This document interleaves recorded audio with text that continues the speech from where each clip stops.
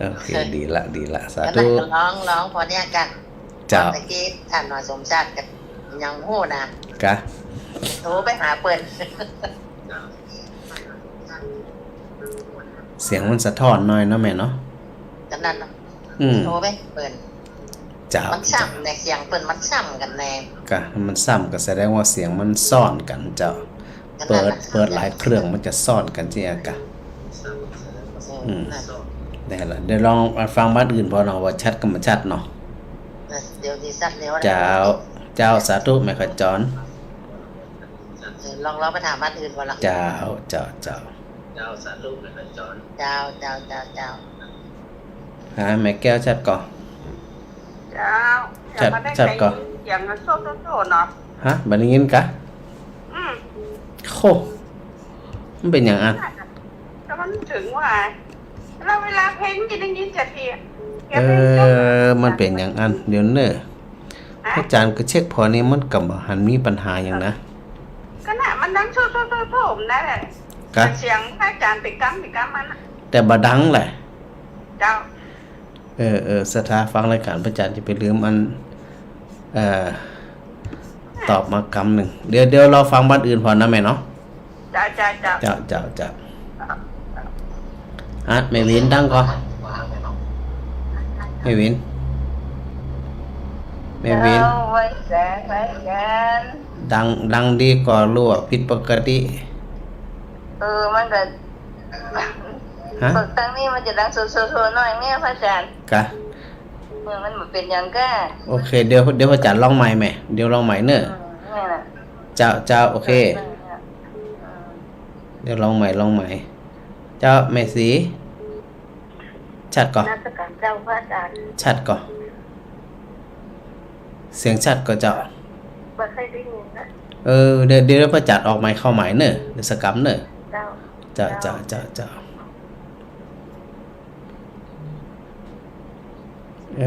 มันเป็นเจอใดเดี๋ยวออกใหม่ปกติมันก็ลิงก์ถูกแล้วนะ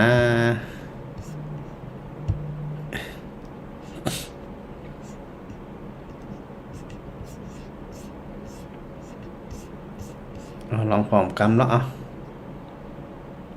ชัดหรือยังสถาอันนี้ชัดหรือยังฮะชัดกับบ่ชัดน่าจะยังกะรักชัดนี่ฮัลโหล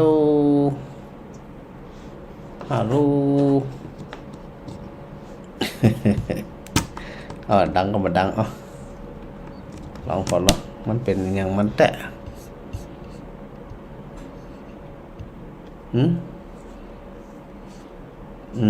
การบ่ดังเดี๋ยวจะออกอันเทปออกแล้วเด้อ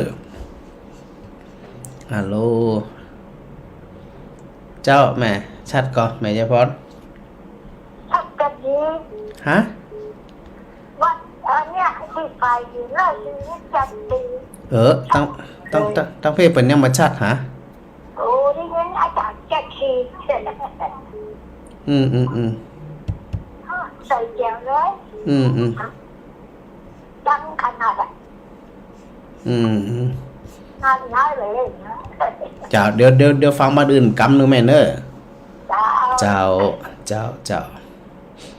ฮะแม่แก้วแม่ปุ่มหลวงชัดก่อนชัดดีเจ้านั่นน่ะหลายบ้านเปิดยังมันชัดฮะชัดจะเตี้ยกะโอเคแต่ว่าอันของพระอาจารย์นี่บัดนี้ยินเลยตัวเก่านี่นะมันมีเสียงอย่างสักอย่างได้ยินกับเสียงพระอาจารย์เดียวชัดปกติเราเจ้าเขาถามเราอันถ้ามันชัดก็โอเคละเจ้าชัดจะเตี้ยไหมจ๊ะถ้าไฟหินเป็นชัดไฟหินปุ่นนะ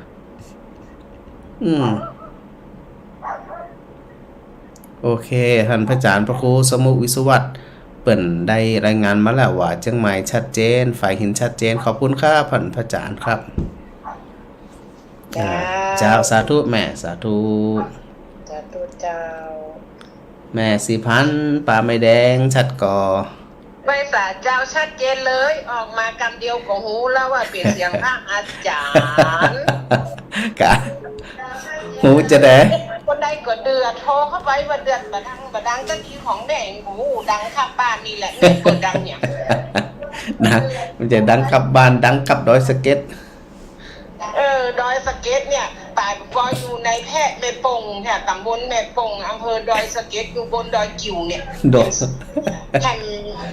พันกิโลกึ่งหรือว่ากิโลเนี่ยจะถึงดอยกิ่วแล้ว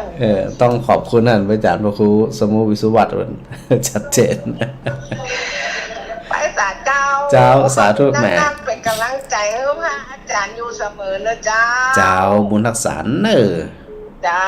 เจ้า สาธุเจ้าสาธุเจ้า สาธุเจ้าฮะแม่ขจรชัดหรือยัง ประเดี๋ยวมันอันดังโซ่มะ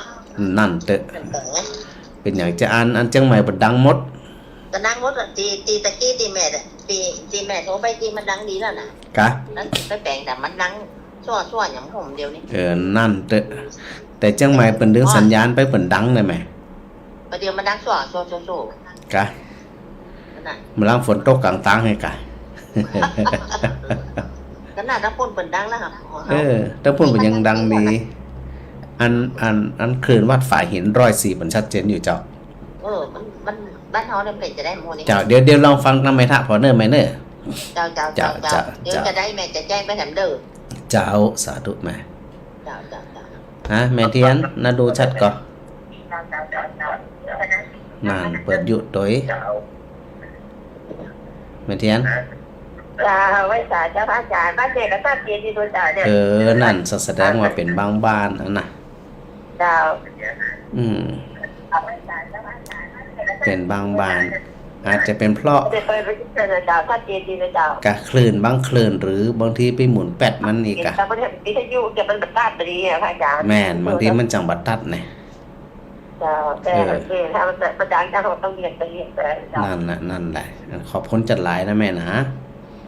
ไว้ เจ้าสาธุแม่เทียนสาธุเจ้า เจ้า 2 คืนแล้วเนอะตีพระอาจารย์นำเทปออกติดกันคืนก่อนนู่นพระอาจารย์ติดประชุมออนไลน์เนาะตะคืนก็ติดไปเตะงานขาวดำที่ว่าประตูต้นพึ่งนะมันก็แบ่งเวลาไปตามความเหมาะสมถ้าจะทำงานแบบ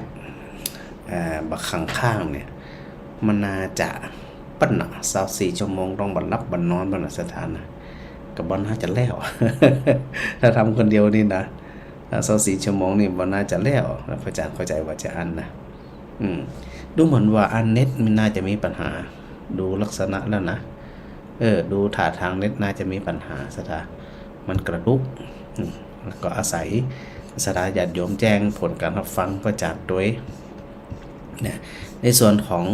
วัดฝ่ายหินเนาะ104.5 นั่นเปิดชัดเจน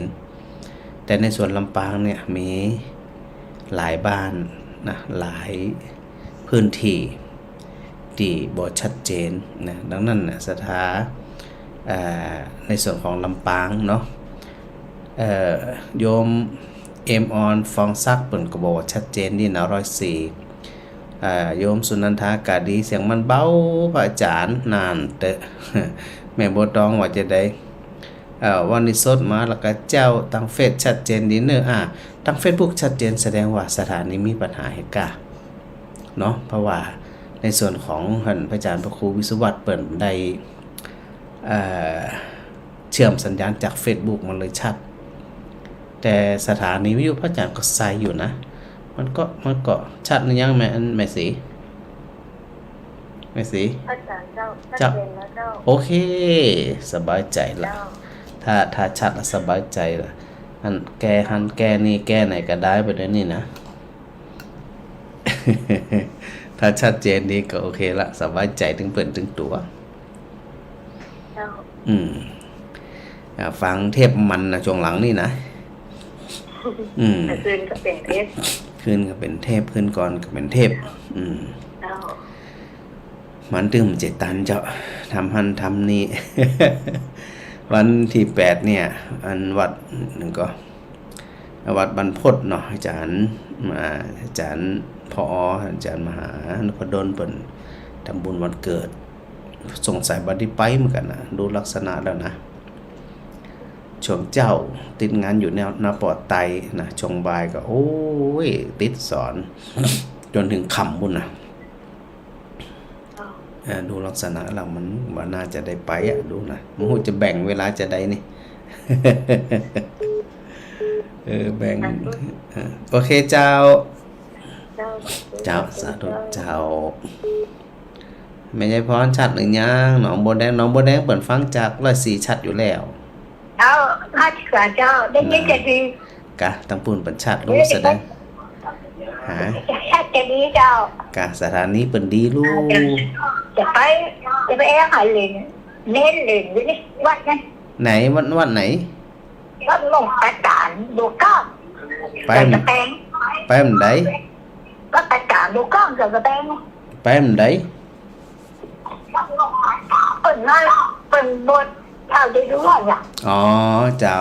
มันได้มันผูกกะเป็นจะคิดว่าเข้าแบบนี่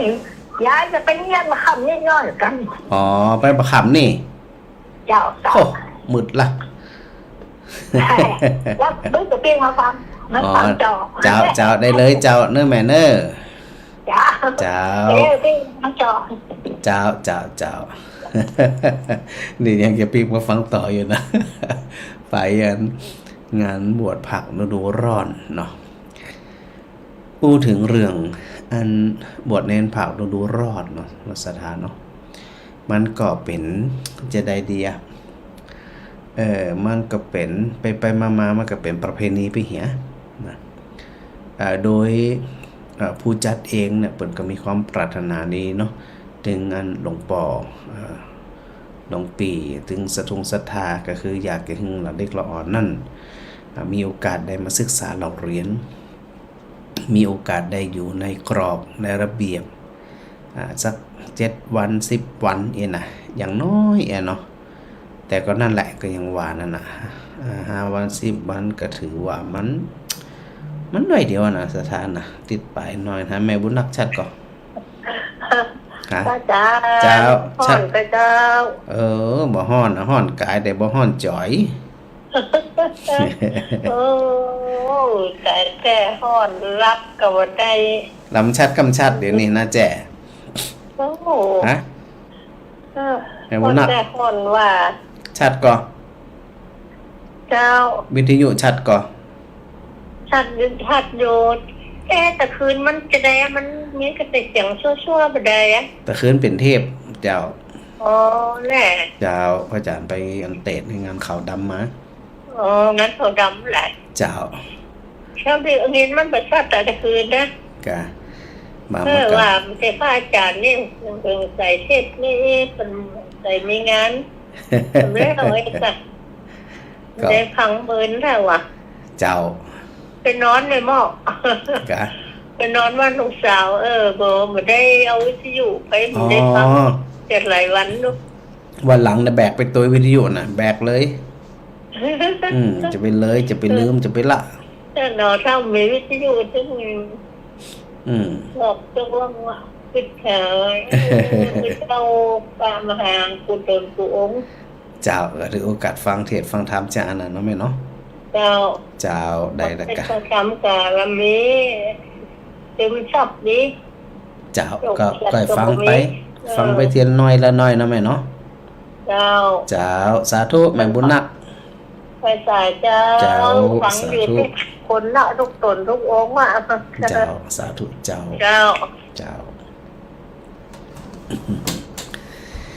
ฟังธรรมนะมันสุขใจตะกี้พระอาจารย์อูข้างเรื่องบวชเนรผักตุร้อน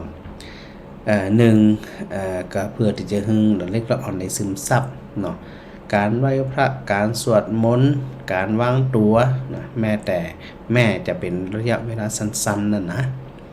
ก็ถือว่าช่วงหนึ่งของชีวิตนะแต่ที่พระอาจารย์อุตกี้ว่าบางทีเนี่ยเฮาพอละอ่อนมันบวชอีเนาะพ่อแม่เพิ่นก็เคยเลยเข้าใจว่าบวชล้อๆนี่นะบวชล้อๆต้องมาบวชอีกนั่นก็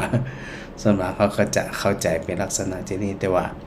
ถ้าบทบทเฮียนบทห้องว่าไปศึกษา วงแห่งสมณะเนาะศึกษาความเป็นตุเจ้าเนี่ยมันต้องบวชตั้งแต่น้อยๆแล้วก็บวชอยู่เมินนะอยู่แล้วอยู่แหมอยู่แล้วอยู่แหมมันถึงจะถึงพลิกถึงขิงแต่ถ้ามาอยู่ระยะสั้นๆก็มันก็ได้ระยะสั้นๆแต่ก็ยังดีกว่าตีละอ่อนบ่ได้เข้ามาซึมซับนะดังนั้นเนี่ยในช่วงของวิทย์ภาคเรียนภาคดูร้อนครูบาอาจารย์ก็จัดในลักษณะของการบวชเนนภาคดูร้อนซึ่งก็มีลูกเนนในหลายรูปหลายๆตนที่สมัครใจจะอยู่ต่อก็มีเนาะเพื่อที่จะเรียนในส่วนของปริยัติสามัญกาเรียนในส่วนของภาษาบาลีกานะก็ถือว่าเป็นเจตนาดีดังนั้นเนี่ยเวลาหลวงปู่วัดไหนก็ตามที่มันจัดเนาะสถาก็ต้องหาโอกาสไปร่วมสนับสนุน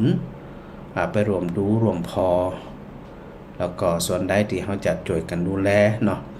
กาเข้าปลาอาหารกาน้ำปานะกาอันพาจีวรกาอย่างกาเนี่ยกลับไปสนับสนุนกันในสถานเนาะอย่างน้อยๆเนี่ยบวช5 คน 10 คน 20 คนจะได้ที่1เพิ่นก็น่าจะมีโอกาสอยู่เนาะปอซาบ้านม่วงเจโฮมครับปอฟังจากคืนไหนผมตอนนี้ผมอยู่เชียงใหม่ผมฟังอยู่ที่ฝ่ายหินซ้ายครับชัดเจนดีครับโอ้ไปอย่างพูดนะปอครับโอ้ชัดเจนดีกับฟังอยู่เนี่ยครับเนาะ แล้วไปอย่างพูดผมเนี่ยการอยู่เฮ้ครับกะ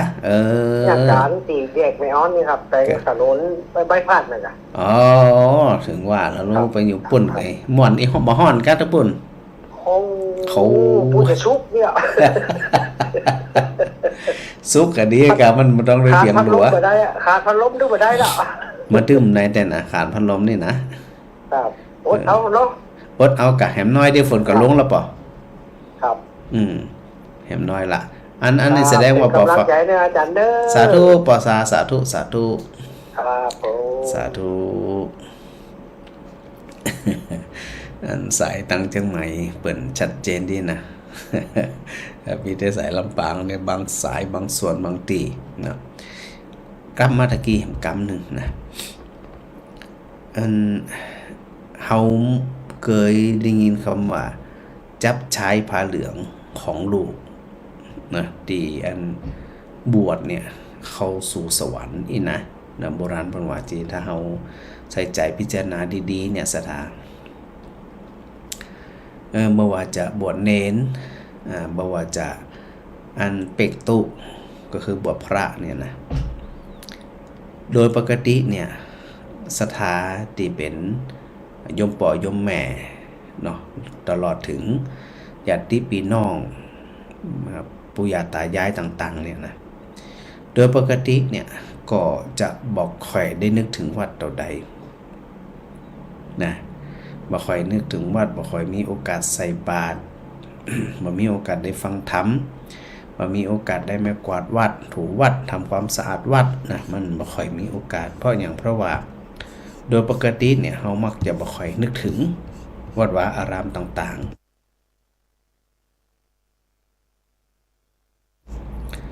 แล้วก็โอกาสที่จะฟังธรรมนั่นก็แทบจะบ่มีนะเนื่องจากว่าเฮาบ่มีโอกาสได้เข้าวัดเข้าวานะแต่เมื่อได้ก็ตามที่มีลูกหลาน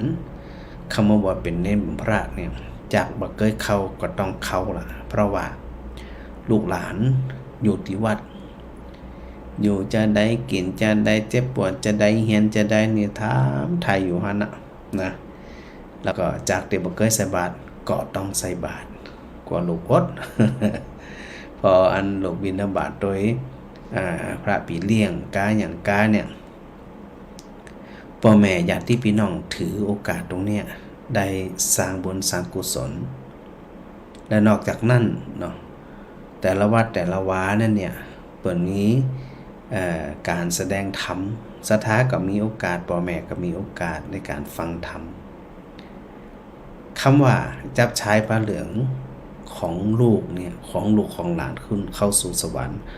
เข้าด้วยลักษณะที่อีเพราะ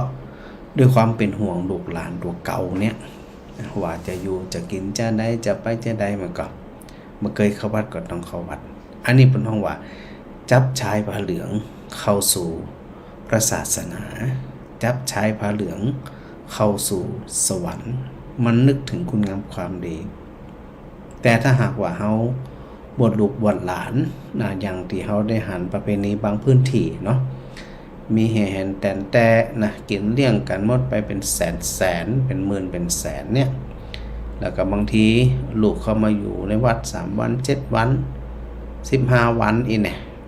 มันดูแล้วมันบ่สมเหตุสมผลเนาะเพราะอย่าไปลืมว่าการที่จะนำลูกเนี่ยเข้ามาสู่พระศาสนาได้ให้แม่เทียนสมภพ เจ้า แม่ฟังคลื่นไหน ภาษาเจ้าขึ้นดารานี้ ดารุณี สีขาวนะ อ๋อคลื่นสีขาวอ๋อวันนี้คลื่นสีขาวเปิดเชื่อมสัญญาณ เปิดเก็บมันอ่ะ กะ ตามได้โซ่เปิดบางเจียเปิดกับปิดเนี่ย มันเป็นอย่างก็สลับกันไปเจออันก็ขอบคุณอาจารย์ ฟัง ครู ฟังมาตลอดนะ เจ้าฟังตลอดอีก เมิน กะ เจ้า โอ้ก็ต้องขอบคุณอาจารย์เป็นเคย มันก็ชัดจัดดีเนาะ กะจัดชัดดีเนาะอันดังสมภพนี่นะ เพราะว่านี่ที่แรกก็เป็นตู้เจ้ายังหู ฮะมี พอเปิดทันทีนะ เจ้า ตู้เจ้ายังบ่หูแต่มาเป็นพระอาจารย์เนี่ย ไปมาเป็นพระอาจารย์ต้องขอบคุณครูบาอาจารย์ทุกรูปครับแล้วก็ทุกแม่ขายด้วยเนาะติดเชื่อมสัญญาณให้ เจ้า ดีละฟังชัดเจนดีถ้าเสียงถ้าคลื่นสีขาวเชื่อมสัญญาณไปเพราะว่าเปิ่นดึงจากFacebook เนาะมันก็เลยชัดเจ้า เจ้า ดีละห้อนก็บ้านสาสมภพในห้อนก็ห้อนก็ใกล้ตา จะได้จรวดนี่ มันใกล้ตาหั่นน่ะไม่ห้อนจะได้ ตาก็จะมีน้ำนักลุก กะ ไม่สักเสียตา น้ำแห้งจะหนักก้า น้ำแห้งจะนั่ง ก็เป็นอย่างละแต่ฟังก็ชัดเจนดีนะแม่เนาะ เจ้าเจ้า คุณดารุณีสาธุด้วย ไม่ เนอะ สาเจ้า เจ้าสาธุเจ้า เจ้า ฮัลโหลอ๋อเดี๋ยว หลายคนโทรมาแล้วโทรมาใหม่มันโทรนะสถานะถ้าบ่มันโทรนี่บัดใดนะไม่น้อย เจ้า เจ้า แม่ฟังอยู่เนอะแม่ไปวัดน้ำเดียว สาธุ ห่อนพระอาจารย์เนาะ ฮ้อนอีกแสดงว่าฝนนี่ต้องตกหนักละ ห่อนขนาดไหนวันนี้น่ะ เจ้าฮ้อนขนาดนี้ฝนตกหนักแน่นอน นั่นน่ะ บอกวันใดก็วันหนึ่ง ขอกับฝนเนาะไม่ให้ลมเนาะ เขาก็ขอแค่นั้นน่ะแต่ แต่แม่ว่าเจ้าแม่ว่าขอเลยกับฝนมาเตอลมจะไปเอาไม้ ขอได้ก็บอกเทวดาด้วย เจ้า เราบอกเทวดากังฝนไว้ เจ้า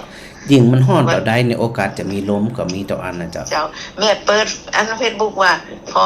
วันนี้พระอาจารย์ไทยเจเทพห้อยเนาะเพิ่นเอาเฟซบุ๊กอยู่ ถ้ามันขึ้น วิทยุฟังโทรมาหาแฮมเอกะ เจ้าถ้ามันขึ้น Facebook เนี่ยอันเป็นรายการสดเจ้า อ๋อ ถ้าบักขึ้นถ้ามันบัดเด้งขึ้นนี่นะ เจ้า เนาะ สาธุเนอะพระ เจ้า อาจารย์ สาธุ ให้กำลังใจ แม่ เน น้อย อะ อะไรน้อยสาธุเจ้าแม่ เจ้าไว้สาเจ้า ธุเจ้าฮะแม่ติ๋มบ้านอุโมงค์ สาเจ้าพระอาจารย์ เจ้า ช่วงนี้พระอาจารย์ออกขึ้นนั้นวัดไปหินบ่อยเนาะ เจ้าขอบคุณท่านพระอาจารย์พระครูสมมุติวิศวะโดยเจ้า นี่ก็ชัดเจนดีนะเจ้า ชัดเจนดีกะ เจ้าชัดเจนดีเจ้า เจ้าวันนี้คืนสีขาว อยู่พระอาจารย์มาแล้วไอ้เนาะ ฮะ ว่าเปิดวิทยุแล้วก็เจอได้ยินเสียงพระอาจารย์มาแล้วไอ้ค่ะ มาติ๊กๆมาเรื่อยๆถ้าเป็นรายการสดนี่นะ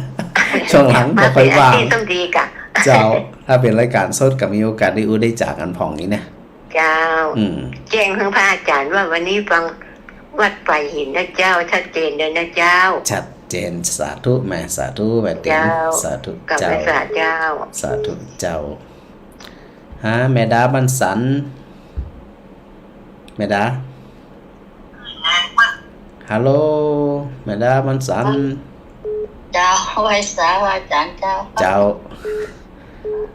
พูดไปถึงพันที่สเตีย ที่สักเตียอี เจ้า บัดได้ตั้งนะโม3จบก่อนนะมาปิดติดจะได้ต ต้องอันยกมือ ยกมือขึ้นแล้วก็ตั้งนะโม3จบปุ่นน่ะมันถึงจะโทษติดนะฟังกูโดนองเจ้าฟังทุกวันกูโดนกูองดีแล้วกะฟังธรรมะเนี่ยมันยิ่งฟังยิ่งจุ่มใจไหมเจ้ากายฟังธรรมะสิใจรับดีนอนดีนั่นน่ะรับดีนอนดีบ่คิดบ่เครียดอย่างนี้นะสุขใจสถานเดียวชีวิตนี่เอาอย่างนักหนาประลมประเหลือเนาะไปไหนกับใดอยู่บ้านคนเดียวต้องไปไหนอ่ะไปนี่ไงไปเมื่อแล้วเหรอ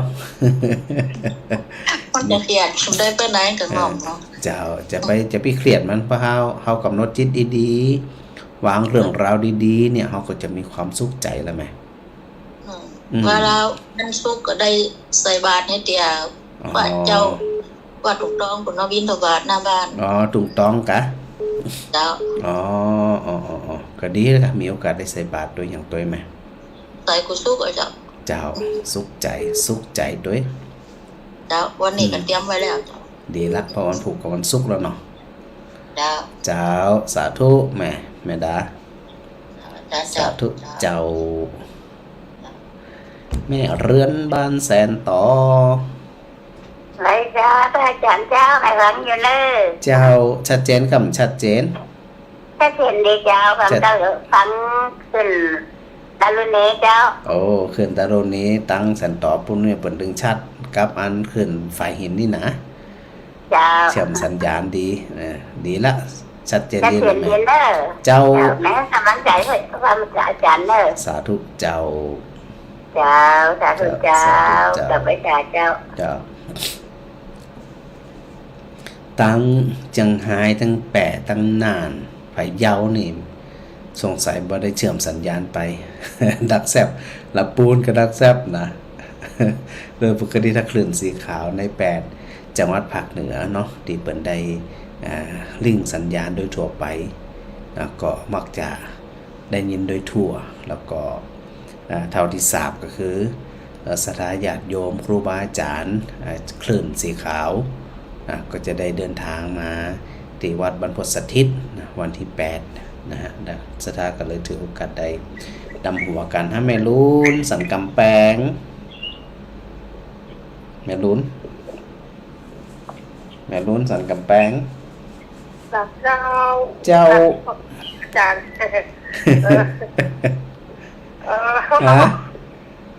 ฟังยินนะเจ้าความขึ้น104ชัดเจนสิเจ้า104เหมือนกันเนี่ยมากว้างแต่กว้างหว่าไปขับไขว่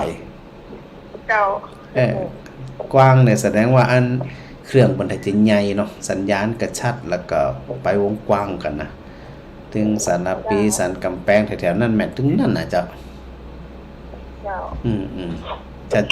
ชัดเจนดีฟังถึงวันเนาะฟังธรรมะถึงวันเนาะเจ้าฟังถึงวันเจ้าสุขใจกะฟังพระอาจารย์ตลอดเจ้ากะแห้งกับฟังคนได้ชุดกับฟังเจ้าแห้งกับฟังสดกับฟังฟังเจ็บครบเลยถ้าว่าเจ้าจึงว่ารับเจ้าจะไปละตุเจ้าจะได้เนาะปล่อยตุเจ้าจมอยู่ตนเดียวมันไปถูกเนาะเจ้า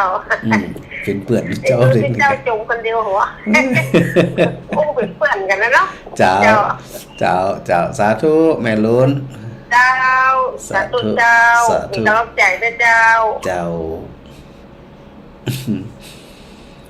ตะกี้ถึงไหนล่ะถึงลูกพระลูกเนนเนาะเข้าสู่ร่มพระกสาวพัฒน์นะ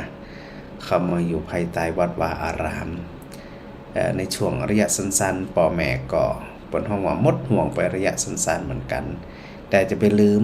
ในเรื่องของการที่พระอาจารย์ได้พูดตะกี้นั้นว่าเขาจะได้เอ็นสถานเนาะ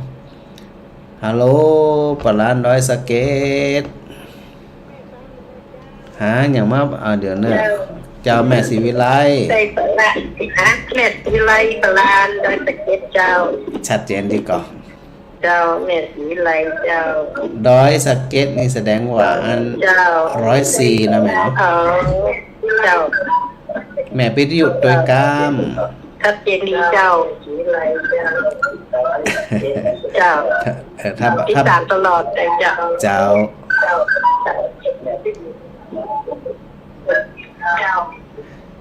จ้า โอเค ถ้าพิยุทธ์อาจจะชัดเจนดีไหม ท่าน เจ้า มาวัดนี่มานี่ก็ที่ยังไงเจ้าเนี่ย วันไหน ตีอย่างน่ะที่กิ๊กอ่ะ ตีอันอย่างที่พังเนี่ยที่วัดละปูนจังไม่น่านแปลกอันเนี้ยให้ห้องสอนมาเจ้าวันเนี้ย อ๋อที่เปิดอันเตด4 ภาคนะกะ เจ้า ไปได้ไปยัง กั วะ นแม่ก็ไป โอ้พระอาจารย์ติดงานเจ้าติดงาน อ๋อ อัน เจ้า แนวงานของมหาวิทยาลัยเนี่ยเจ้า แม่ก็ไปหลายคนหลายเนาะ คนก็แน่นอนเนาะ นัก นักขนาด นี่ นี้ ไทยเป็นไทยเจ้า จริงๆอะใครไปอยู่เจ้าเพราะว่าในส่วนของ เจ้าม หา แม่ ลัย ก็ไป ก็ เนี่ยต้นสองกันเจ้าก ะ เจ้า ดีละม่วนได้ยิน4 ภาค ม่วนจ้ะ 4 รูปแบบอ่ะนะ เจ้า อืม ต้องทำมากมารู้เนี่ยวัดยางกวงเนาะ อ๋อก็ดี เจ้า เฮโอกาสได้ฟังถามจีนแล้วแม่เนาะ เจ้า เจ้าสาธุ เจ้า แม่ศิลา เจ้า เจ้า ติด เจ้า ตามเน่ สาธุ เจ้า แม่ทองสุกวางเงิน เจ้าฟังอยู่เลย ฟังอยู่นะ ฟังอยู่ทั้งวันนะเจ้า เจ้า แต่ก็ชัดเจนดีเหมือนกันแม่ตั้งแม่ท่าวางเงิน ทั้งสักเจนนี่เจ้า เสียงนี้เจ้าก ะตะกี้แรกๆมันบ่ดังอย่าตอนนี้มันดังละ ตะกี้ดังอยู่รอเจ้า กะมัน ตี น่า ย้า จะ ยบอกว่าโทบัดดังนี่นะ เจ้าอาจจะเป็นบางพื้นที่ อ๋อบ างพื้นที่ ดังอยู่นะเจ้าเปิดในต้นผลทิ้งขึ้นมาป่ะ กะ อืม แสดงว่าอากาศมันลง เจ้าห้อนกับเจ้า บ่ฮ้อนตุเจ้าไปฮ้อนหยังอันตะวันกว่าบาปก็เลยบ่ฮึตุเจ้าฮ้อน โอ้โหโอ้ ไอ้ฮ้อนมัน ได้ ก็ เอา ห ปลา ยัง เช็ดตัวมัดไหวปุ๊บไหลไหวก่อนนาเขาห่อนให้ห่อนขาด เจ้าสาธุแม่สาธุ สาธุเจ้า สาธุเจ้า ฟังถึงวันนะเจ้า เจ้าสาธุเน้อ เจ้า เจ้า มาแม่สมศรีเวียงเป่าๆตะกี้หลายคนอยู่นะมันโหมันกดเอากันแล้วกันถ้าจะอันเหนียวถึงบัดตันเนี่ยนะผลห้องว่ากดจะพอมือ8ปุ่นน่ะ มันถึงจะติดได้บางทีบางช่วงมันติดสายอยู่นี่นะมันก็เลยบ่สามารถที่จะหับสถาได้นะ เรื่องของบวชพระบวชเนนเอากันต่อนะจริงๆแล้วเนี่ยในส่วนของที่ไหนดีพม่าละกันเนาะอย่างพม่าเนี่ยคนในครอบครัวเนี่ยอย่างน้อยก็คือต้อง1 คนละที่เป็นปัจจัยเข้ามาบวชบางทีบ่มีปัจจัยบวชมันก็คือไม่นิ่งบวชก็มีนะสถานะไม่นิ่งบวชเดี๋ยวพระอาจารย์จะได้อู้ในเรื่องของการจับใช้พระเหลืองคุณสู่สวรรค์เพิ่มมาเจ้าแม่สายท้อง ขอให้สาเจ้าอาจารย์ โอ้หายไปไหนจัดเมิน โอ้บัดติดอ่ะ ฮะ แล้วก็อันเจ้าแค่โทรอย่างไรก็ได้บัดติดจะเป็นสาวสายเนี่ย บ่ได้สวดอิติปิโส108จบกะ เจ้าแล้วจะสวดทุก มัน วั ต้อน งสวดอิติปิโส108ก่อน หน้าประคำโดยแล้วก็ธรรมจักรกับสุดจักร มันถึงจะนั่นฮ้อนก่อนตั้ง มันอย่างใดมันนี่ก่อนบ่ได้สูตรมันอย่างเงี้ยเนี่ยมันสิมันอย่างใดเนี่ยมันนึกมันรับเงินเจ้า เจ้า จะนอนลงไปมันต้องสวดสิก่อนนะเจ้า แม่ จะรับนอน คือเพื่อที่จะให้จิตใจมันสงบเจ้าความคิดความเครียดมันสงบลงมันก็เลยรับง่ายมันว่า กัน เก้าหมิ่นสิหมิ่นจะได้หมิ่นประมาทเก้าขาดสิบขาดจะได้สัตว์ชิ้นจัดซ้ำเก้าทำที่ซ้ำมันเจ้าทำบุญน่ะน้องเจ้า โอ้นี่เป็นมันเก่งแตะนะแม่สายท้องนี่นะ เจ้า ยังบ่ได้ คุณจิคุณเจ้าคุณพ่อคุณแม่เก้าแผ่สิบแผ่เจ้าแผ่เมตตาเก้าหาสิบหาเจ้าหาพระนิพพานเก้าตานสิตานเจ้าตานสิตนาคาถานะเจ้า โอ้สาธุ สาธุ เจ้าแม่เสือท้องวันโฮ ชัดเจนดีเจ้าว่ามันจะเล่นพ่อจงซักมันจะดีสถานีเหมือนเดี๋ยวนี้ลำพูนเรดิโอเจ้า อ๋ออันนี้ฟังจากเราลำพูนเรดิโอนั่นแหละ 99.50เจ้า จังห้อยต้องซักบัดดีแล้วกะ เจ้าตอนซักบดีเจ้า อ๋ออาจจะอยู่ในช่วงปรับปรุง อัน อยู่ก็ นี้ ได้ ตำบลนั้นอย่างก็ปัสสักลำพูนเจ้า อ๋อดีละลำ ขอบ พูน คุ เร ณ ดิ เจ้า โอเจ้าเป็นบุญแล้วหลายละเจ้าฟังแต่แรกละเจ้า เจ้าสาธุ เจ้า เจ้า บุญเจอกันทั้งปังหนานะเจ้า คนลำปางหนา สธุเจ้า เชียงใหม่บางลำปางหนาไปซื้อมีดมาเทียนหนึ่งเอามีดแบบไรเอามีดเอาติมันบางๆหนาไอ้นะมันต้องมีหนาสักหน่อยนะลำปางนี่นะแล้วถ้าสมมุติว่าจับใช้พระเหลืองของลูกบ่าวหลานบ่าวเข้าสู่สวรรค์เนี่ยแล้วก็คนที่มีลูกบ่าวเนี่ยจะได้เนาะในพม่าพระจันทร์อุตกีว่าเพิ่นจะมีอันแม่หญิงละอ่อนแม่หญิงเนี่ยเขาไปบวชก็มีนะในทางพระพุทธศาสนาบ่ได้ปิดกันถ้าเป็นไปตามระเบียบแบบแผนให้มันถูกต้องเลยนะบ่ได้ปิดกันไปทั้งสิ้นแต่จะไปลืมปฏิพระอาจารย์อุตกีว่าการที่จะนำลูกนำหลานไปบวชนั่นเนี่ยเขาจะต้องนึกอยู่เสมอว่าจะไปเป็นภาระแต่แก่พระศาสนาละอ่อนให้ละอ่อนด้านเนี่ยมันยังพอไหวอยู่นะบางทีเนี่ยพ่อแม่ถือหางก็ไม่หยังก็มีอันนี้ก็อิดน้อยหนึ่งเนาะแต่ทั้งนี้ทั้งนั้นเขาก็นำอันลูกหลานของเขาไปฝากกับพระสงฆ์องค์เน้นเปิ่นช่วยเลี้ยงช่วยดูแลช่วยอบรมเนาะแม่สมศรีเนาะไว้สาเจ้า เจ้าสถาเวียงป่าเป้า ฟังยินเด้อ เจ้า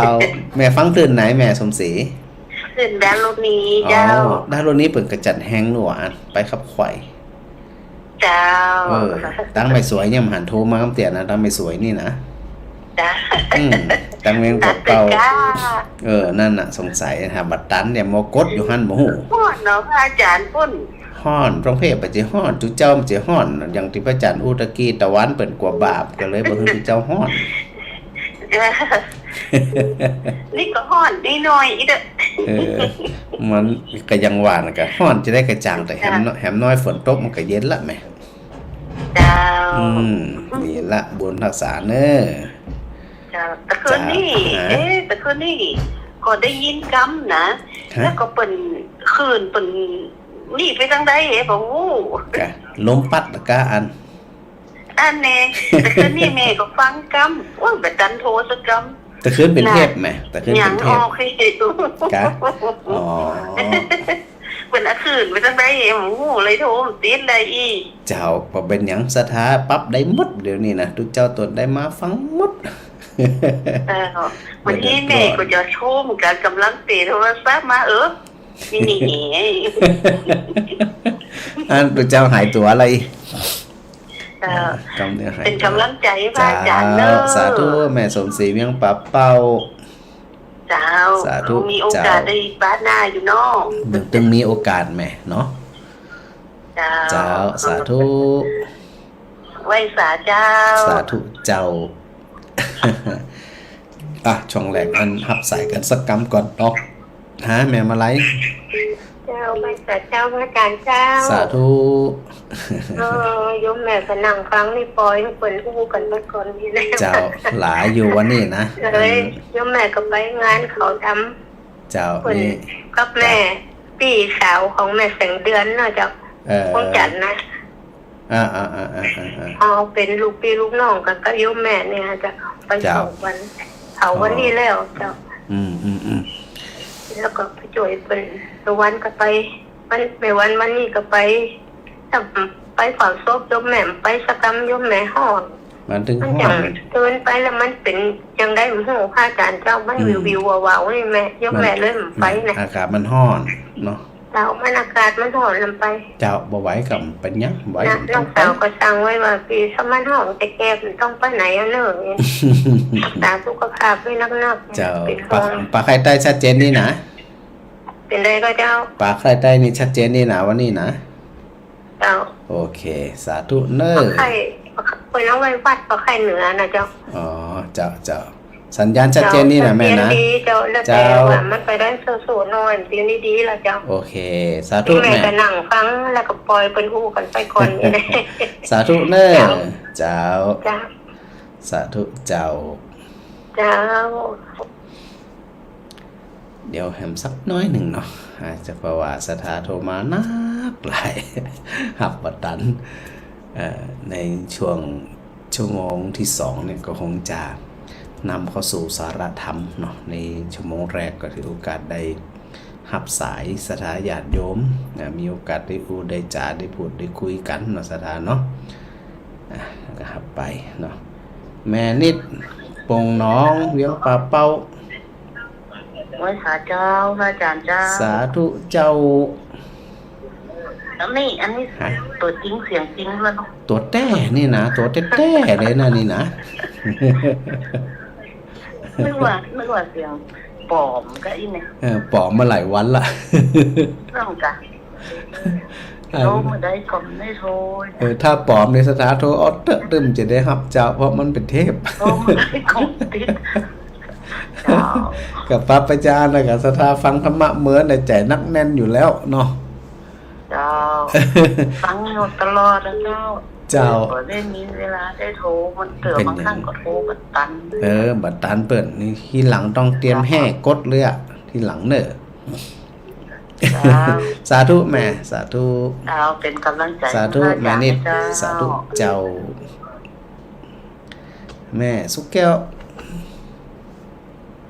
แม่สุกแก้วสารปีฮะได้ยินก่อน ราชการเจ้า เจ้า ไอ้หยังเคยหัวมาก่อนนี่ ท่านหัวกับตะกี้แบบโทรไปละก่อนแล้วสั่งมาเลยครับ กะ เจ้า มัน แม่ ต้อง กำลังมาเนี่ย ไปไหน กำลังลูกบ้านเหนือมาประเดี๋ยวนี้ กะ แม่ก็เลยว่าอันนี้ของแต่เราจะของ แต่กะตูเจ้าแต่หลงเจตูเจ้าเล่นเหรอ เจ้าวันนี้ของแต่ ขออย่างเดียวเจ๊ไปหายไปมันกันละกันสถาบันนี่มาหายติ๊กๆนั่นแหละ ถ้าเราจะหายจากแม่ขอไปมันอ่ะ ฮะ ถ้าเราจะหายจากแม่ขอไปมันแม่ก็หายไป เป็นการเป็นงานพลักการพลังงานนี่กับสปะสปันนี่กะ เจ้า เจ้า เป็นอย่างนั้นชัดเจนดีเนี่ยจะว่าจะแวะไม่ได้แวะติ๊กอ่ะเดี๋ยวมีโอกาสไปว่ากันนะแม่เนาะ เจ้า เจ้าสาธุเนอ เจ้า สาธุ เจ้า เจ้า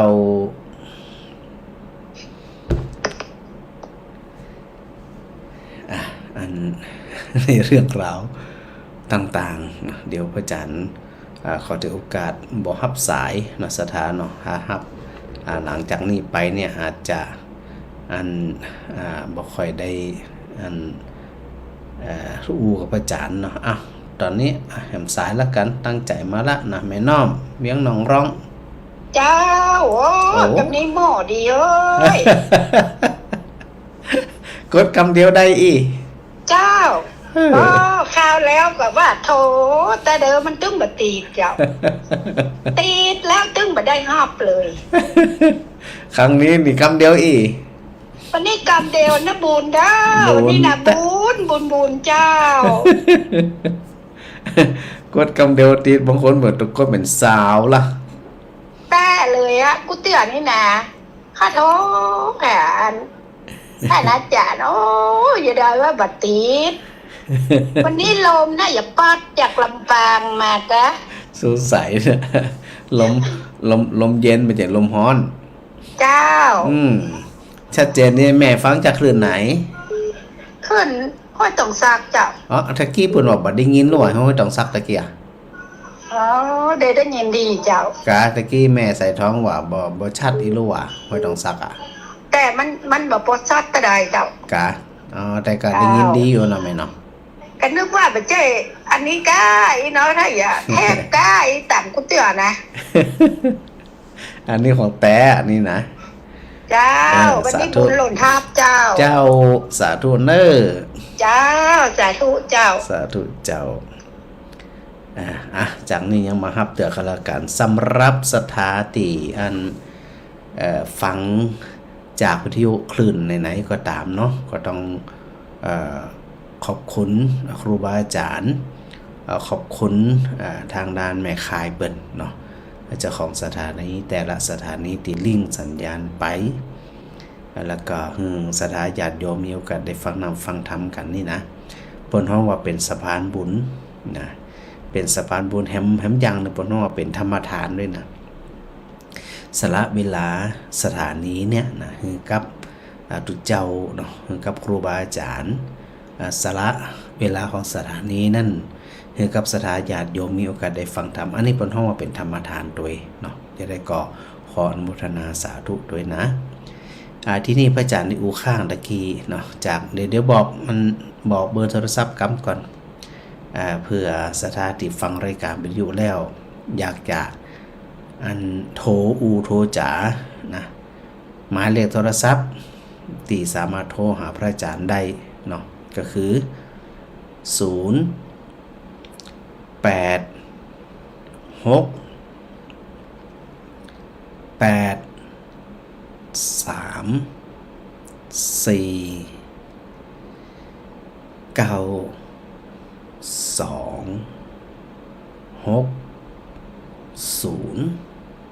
แถมกำนะ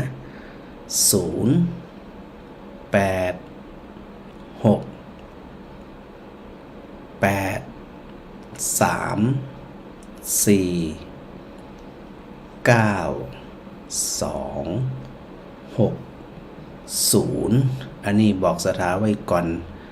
แต่ว่ายังบ่ต้องโทรมาเตือนเนอะหลายๆคนที่โทรมาแล้วเนี่ย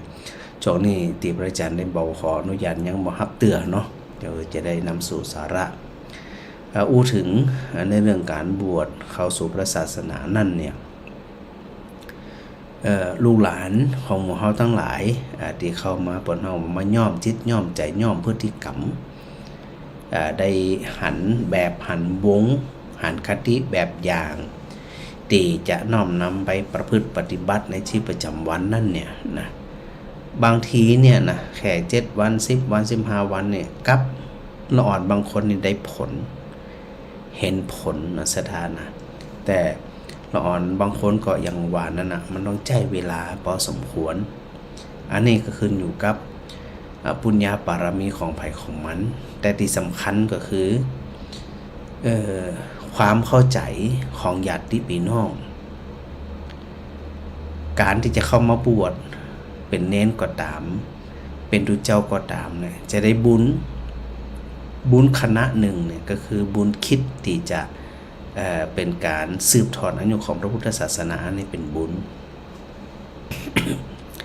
เขาต้องนึกต่อดูแลต่อว่าลูกของเขาหลานของเขาที่ไปบวชอยู่ในวัดวาอารามนั่นเนี่ยมีพฤติกรรมจะได้ถ้านะเข้ามาบวชแล้วประพฤติปฏิบัติบดีอย่างพระศาสนาเสื่อมเสียนี่นะอันนี้คนที่เข้ามาบวชก็บ่ได้แต่สำหรับคนที่อนุโมทนาอย่างพ่ออย่างแม่ถ้าหากว่าอันจะนำลูกหลานของตัวเองเนี่ยเข้าสู่พระศาสนาและชื่นใจนะอันนี้เป็นบุญกับพ่อกับแม่กับพี่กับน้อง แต่ถ้าหากว่าพ่อแม่พี่น้องเนาะเอาบนห้องว่าไปเข้าข้างลูกตัวเก่าทั้งที่ประพฤติปฏิบัติบ่ถูกต้องถ้าไปเข้าข้างสนับสนุนอันนี้แทนที่จะได้บุญกับได้สักกรรมได้บาปเหียขณะนั้นนะแต่ถ้าระยะเมินนั่นเนี่ยที่พระอาจารย์ได้อู้ตะกี้ว่าเขาต้องปรับความเข้าใจของเขาใหม่คำว่าจับชายผ้าเหลืองขึ้นสู่สวรรค์นั่นก็ต่อเมื่อเฮาลงมือกระทำโดยธรรมชาติเนี่ยสถานมันเป็นไปบ่ได้หรอกตีเพียงแค่ว่าเอาผ้าเหลืองมาห่มคนธรรมดาละขึ้นสู่สวรรค์ถึงเปิ่นถึงตัวเนี่ยอยู่ๆจะขึ้นสวรรค์เลยบ่ได้ต้องดูที่การกระทำที่อูตะกี้เนี่ยว่าพ่อแม่บางคนบ่เคยเข้าวัดพอลูกตัวเองอยู่ในวัดก็ต้องเข้าจะต้องเข้าเพราะอย่างเพราะว่ากลัวลูกหลานตัวเองอดอยากบ่เคยใส่บาตรก็ต้องใส่บาตรละอันนี้เป็นห้องว่าเปิดโอกาสถึงทำบุญนี่แหละจะเป็นทางที่นำไปสู่สวงสวรรค์แต่ถ้าหากเข้าใจกว่านั้นไปแหมมีโอกาสศึกษาธรรมคนที่เข้ามาบวชก็ตั้งใจ เป็นพระเป็นเน้นดีๆตั้งใจศึกษาเราเรียนแล้วก็พ่อแม่ญาติพี่น้องก็ตั้งอกตั้งใจสนับสนุนคำจุนอันนี้เป็นห้องว่านำไปสู่สวงสวรรค์โดยแท้เนี่ยจะไปเอาตามประเพณีจะไปเอาตามเปิ่นว่าเขาก็ต้องกึด เพราะว่าการบวชเข้ามานั่นพระอาจารย์อุตเกียวบางทีเนี่ยบางพื้นที่เนาะแบบนี้ประเพณีกินเลี้ยงกันอันนึงก็แห่นักแก้วอันนั้นนะกินเลี้ยงกันเมากันนะเราเบียร์ขึ้นตั้งเต็มโต๊ะตรงจุดมุงกินเป็น100 โต๊ะอีเนี่ยดูแล้วมันบ่เหมาะสมเพราะว่าสมณะคือผู้สงบสมณะคือผู้สงบเขาจะนำลูกนำหลานเข้าสู่ความเป็นสมณะนำไปสู่ความเป็นพระจะต้องสงบไม่ใจรื่นเริงแห่แหนแต่นแต่เป็นวาเนี่ยมันก็บ่ถึงขนาดนั้น ต้องปรับความเข้าใจใหม่เนาะว่าบุญจะเกิดขึ้นใดก็ต่อเมื่อลงมือกระทำใจกำโอและความคิดตีมันเป็นสัมมามัคคะก็คือหนทางที่มันถูกมันตรงอันนะมันจะว่าหันเปิ่นเนี่ยหันอันคนอื่นเปิ่นเนี่ยกว่าอายหน้าเปิ่นกว่าขายหน้าเปิ่นอันนี้แหละยิ่งเป็นการตอกย้ำหรือสะท้อนถึงความเข้าใจของพ่อแม่ญาติพี่น้องว่าเฮาบ่ทำจัดงานใหญ่บ่จัดงานเรื่องอายเปิ่นจะเอาหน้าไปไว้ไหนอันนี้เป็นความคิดที่บ่ถูกต้องนะถ้าหากว่าเขานำพระเข้าสู่นำลูกนำหลานเข้าสู่พระศาสนานั่นมันจะต้องมีความสงบต่างคนต่างศึกษาต่างคนต่างตั้งใจน้อมนำมาประพฤติปฏิบัติจึงจะเป็นหนทางแนวทางที่ถูกต้องถ้าว่าอันเนี่ยมันเหมือนกับว่าเขาไปสนับสนุนในส่วนของประเพณีที่มันบ่ถูกซึ่งพระอาจารย์ได้อยู่เสมอในเรื่องของศีลปฏิปรามาส เนาะแล้วก็ที่ผ่านมานั่นสถาหลายคนนะอาจจะพึงมาฟังพระอาจารย์เป็นครั้งแรกแต่สำหรับสถานที่เปิดฟังคลื่น106.5 เมกะเฮิรตซ์ของวิทยุสงฆ์นครลำปางนั่นเนี่ยก็จะฟังอย่างต่อเนื่องที่พระอาจารย์ได้นำอาปาทสูตรหรือในเรื่องของคิริมานันทสูตรเนี่ยมาเล่าให้ฟังแล้วตั้งข้อสังเกต2 ข้อสังเกตที่พระอาจารย์ได้บอกสถาญาติโยมไว้ในเรื่องของสัญญา10 ประการที่พระพุทธองค์ได้ประทานกับพระอานนท์ไปสาธยายต่อไปบอกต่อไปอธิบายต่อนั่นนะสถานะแล้วก็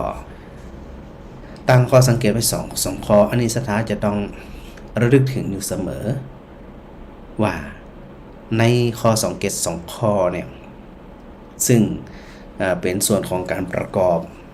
ในการไปไตรตรองในส่วนของสัญญาในแต่ละข้อใน10 ข้อนั่นก็ว่าที่พระพุทธเจ้าบอกไว้อยู่เสมอว่าคนที่มีโอกาสเข้าใจธรรมได้อย่างรวดเร็วแล้วเข้าใจธรรมอย่างถูกต้องบ่ผิดเพี้ยนนั่นเนี่ยอันดับแรกก็จะต้องอาศัยสถานที่สัปยะที่พระอาจารย์ได้บอกอยู่สถานอยู่เสมอว่าอรัญญคโตวารุขมูลคโตวาสุญญาคารคโตวาไปหาสถานที่ในป่าก็ดีพื้นต้นไม้ก็ดีในที่มันเงียบสงบก็ดีบ่ได้ไปหาที่สถานที่รื่นเริงดังนั้นทั้งสถานกึดอยู่เสมอเนี่ยจึงบอกสถานอยู่มันว่าสถานอยู่บ้านคนเดียวผู้เฒ่าผู้แก่บางคนคิดน้อยใจ แต่พระพุทธเจ้ากลับตรัสว่ามันเป็นทางดีแล้วเป็นโอกาสดีแล้วอยู่คนเดียวกาหรือว่า2 คนตายายกานะมันเงียบสงบมีไผไปมีไผมามันยังมีโอกาสในการไตรตรองธรรมประพฤติปฏิบัติธรรมทำสมาธิกำหนดสติได้ชัดเจนมากยิ่งขึ้น อันนี้ข้อสังเกตข้อที่1นั่นสถาก็จะต้องใส่ใจแล้วก็บ่เสียใจบ่น้อยใจยิ่งเงียบต่อได้ยิ่งดีแต่พันในการที่จะเข้าไปศึกษาธรรมข้อสังเกตแห่งข้อ1ติดได้บอกย้ำถึงสถาเกิดจีว่าพระคิริมานันเนี่ยเปิ่นป่วยนักอาการนักเลยแต่แปลกตรงที่ว่าฟังในส่วนของสัญญา10 ประการแล้วเนี่ยจะได้เ ปิ้นถึงหายจากโรคภัยไข้เจ็บแบบปลิดทิ้งมันเป็นเรื่องอัศจรรย์โดยปกติเนี่ย เฮาทั้งหลายก็มักจะคิดว่าสงสัยมันเปิ่นมีคาถาดีก้าบทสวดอาภาธสูตรนี่เป็นคาถาดีนะเนี่ยคือหายได้นะมันมี2นัยยะแรกก็คือสลัดทิ้งซึ่งอาการเจ็บปวดนั่นโดยใจของเปิ่นเนี่ยนะเปิ่นเงี่ยวหูฟังตั้งใจฟัง พอเงี่ยวหูฟังตั้งใจฟังมันจึงเนี่ยพรากจิตมันพรากจากอาการเจ็บปวดนั่นบนห้องว่าข่มด้วยสมาธิจากที่เคยเจ็บปวดมันก็บ่เจ็บบ่ปวดเพราะตัวสมาธิมันข่มไว้โดยไปสังเกตเสียซึ่งสัญญาในแต่ละข้อที่พระอาจารย์ได้นำมาสาธยายนำมาอธิบายให้ศรัทธาญาติโยมได้ฟังในคำส่วนหนึ่งนั่นเนี่ยเป็นเพราะพระคิริมานั้นนะเปิ้นได้พิจารณาไตร่ตรองจึงมองไปเห็นสัจธรรมคือความจริงปรากฏขึ้นจากสัญญาแต่ละข้อที่พระพุทธเจ้าได้ประทานมานั่นพอพิจารณาแล้วมองเห็นความเป็นจริงตามสภาวะธรรมตามสภาพธรรมชาติทั้งหลายว่ามันประกอบด้วยจีอีรู้มันเป็นจีอีรู้นี่เป็นห้องว่าหลุดพ้นจากอาการเจ็บปวดนั่นด้วยปัญญาได้บอกสถาอยู่แล้วมันก็ว่าพระเจ้าตรัสว่าการนำไปสู่ความหลุดพ้นเนี่ยมี2ทางก็คือเจโตวิมุตติแล้วก็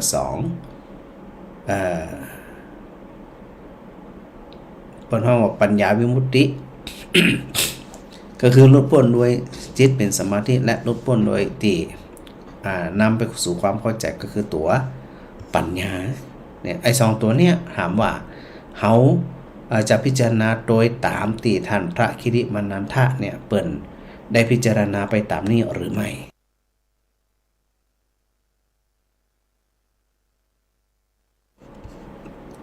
ถ้าหากเราฟังแล้วได้ความเพลินเราก็ได้เพียงแค่ตัวสมาธิมันขณะหนึ่งแต่ตัวพระคิริมานันทะนั่นเปิ้นได้ตัวทั้งตัวสมาธิแล้วก็ตัวปัญญาในทั้งคู่อย่างเช่นในวันนี้มาถึงสัญญาข้อไหนละหมู่นะสถานะ เพราะว่า10ประการน่าจะเป็นประการที่8แล้วนะสถานเนาะน่าจะเป็นประการที่8ละที่อันนำมากล่าวเนาะซึ่งสัญญาข้อที่8นั่นก็คือสัพพะโลเกอนัพพิรตสัญญาใส่ใจพิจารณาเห็นใส่ใจพิจารณาเห็นความบ่ายินดีในโลกทั้งปวงถ้าตามศัพท์นี่นะสัพพะโลเกอนัพพิรตสัญญาพระเจ้าตรัสไว้ว่าเธอทั้งหลายละอุบายและอุปาทานในโลกอันเป็นเหตุตั้งมันถือมันและเป็นอนุสัยของจิตย่อมงดเว้นบ่ถือมันนี่แหละจึงเรียกว่าสัพพะโลเกอนัพพิรตสัญญาสถาฟังสัญญาข้อที่8เนี่ยเข้าใจจะได้เธอทั้งหลายละอุบายและอุปาทานในโลกอันเป็นเหตุตั้งมั่นถือมั่นและเป็นอนุสัยแห่งจิตย่อมงดเว้นไม่ถือมั่นนี่แหละเรียกว่าสัพพะโลเกอนัพพิรตสัญญาเขาก่อยๆเข้าใจไปทีละน้อยนะสถานะที่พระพุทธเจ้าเขาทั้งหลายเนี่ยว่าถ้าใส่ใจพิจารณาเพ่งพิษไตรตรองตรึกตรองในเรื่องของการละอุปทาน ซึ่งตัวอุปทานก็คือความเข้าไปยึดมั่นถือมั่นที่พระอาจารย์ได้โยกตัวอย่างอยู่เสมอว่าเฮาไปยึดมั่นถือมั่นเมื่อใดเฮาทุกข์เมื่อนั้นแล้วก็นำมากล่าวหามออกสถาที่พระพุทธเจ้าได้รับเปรียบเทียบในเทวทหสูตรเรื่องสถา ไปเข้าใจที่ว่าความยึดมั่นถือมั่นเนี่ยมีความทุกข์จะใดแล้วพระคิริมานันทะเปิ่นฟังแล้วเนี่ย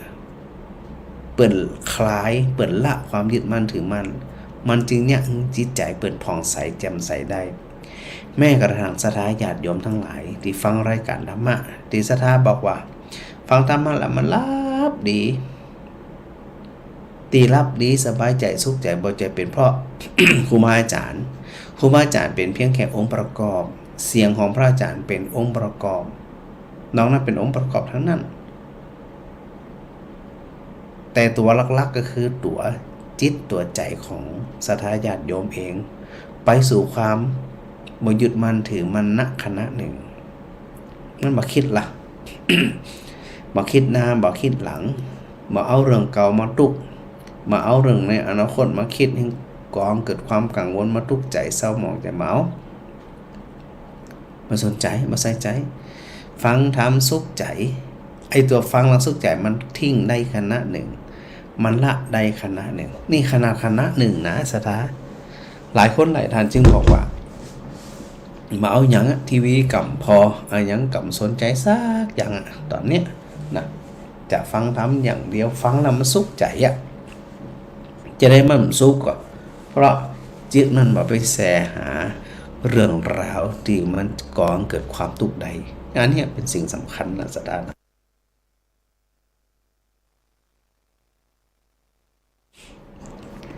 ที่จะได้ยกตัวอย่างสถาได้หันเนาะได้เข้าใจที่พระพุทธเจ้าทรงตรัสว่าอันนี้เป็นภาพที่ค่อนข้างชัดนะสถานะตัวยึดมั่นถือมั่นเนี่ยเนาะพุทธเจ้าตรัสไว้ที่สถาก็ลองไตรตรองอันนี้พระอาจารย์นำมาอุ้มมันเพื่อที่จะเป็นการย้ำเตือนคือปลงไม่หลงทั้งหลายเนี่ยฟังแล้วเกิดความคลายความยึดถือคลายความยึดมั่นถือมั่นไปพระองค์ตรัสมาเปรียบจริงๆเปรียบเทียบหลายเรื่องนะแต่จะยกเรื่องเนี้ยมาเพื่อให้เห็นชัดเจนว่ายึดถือแล้วมันทุกข์แบบใดไอ้หนุ่มผู้หนึ่งนะไอ้หนุ่มบ่าวเนี่ยไปหลงรักกับหญิงสาวคนหนึ่งหลงรักไปอูไปจ่าไปจีบกับแฟนเนี่ยเนาะสุขใจก็สะดารู้เหมือนมันสุขนะก็ไปจีบเป็นแฟนไปหลงไปฮักไปหาไปแอวไปแบ่งกันสุขใจแต่เป็นเปรียบเทียบนะกะมาหันตัวของหันหลังคาบ้าน ก็สุขใจแล้วมันก็คือยึดละว่าเป็นกูฮักของเฮาเป็นแฟนเฮานี่นะพอยึดถือเป็นแฟนเฮาเป็นกูฮักของเฮาแล้วไปนี่ก็พอระยะหนึ่งหญิงสาวคนนั้นปรากฏว่าไปอูกับผู้ชายอื่นแบบระลิกระรี่ไอ้หนุ่มที่อันคิดว่าตัวเองสาวคนนั้นเป็นแฟนตัวเก่าเนี่ยนะเป็นของกับเรื่องของตัวเองเนี่ยเกิดความบ่พอใจเกิดความหึงหวงเศร้าใจว่าอูกับเฮาอยู่ดีๆไปอูพูดลอดต่อกระซิกกับชายอื่นเนี่ยโอ้โหทุกข์ขนาดเลยทุกข์ใจจะได้ทุกข์ใจเพราะตัวเองเนี่ยไปทึกทักว่าเขาเนี่ยเป็นของเฮาเป็นแฟนเฮาเป็นกูฮักของเฮา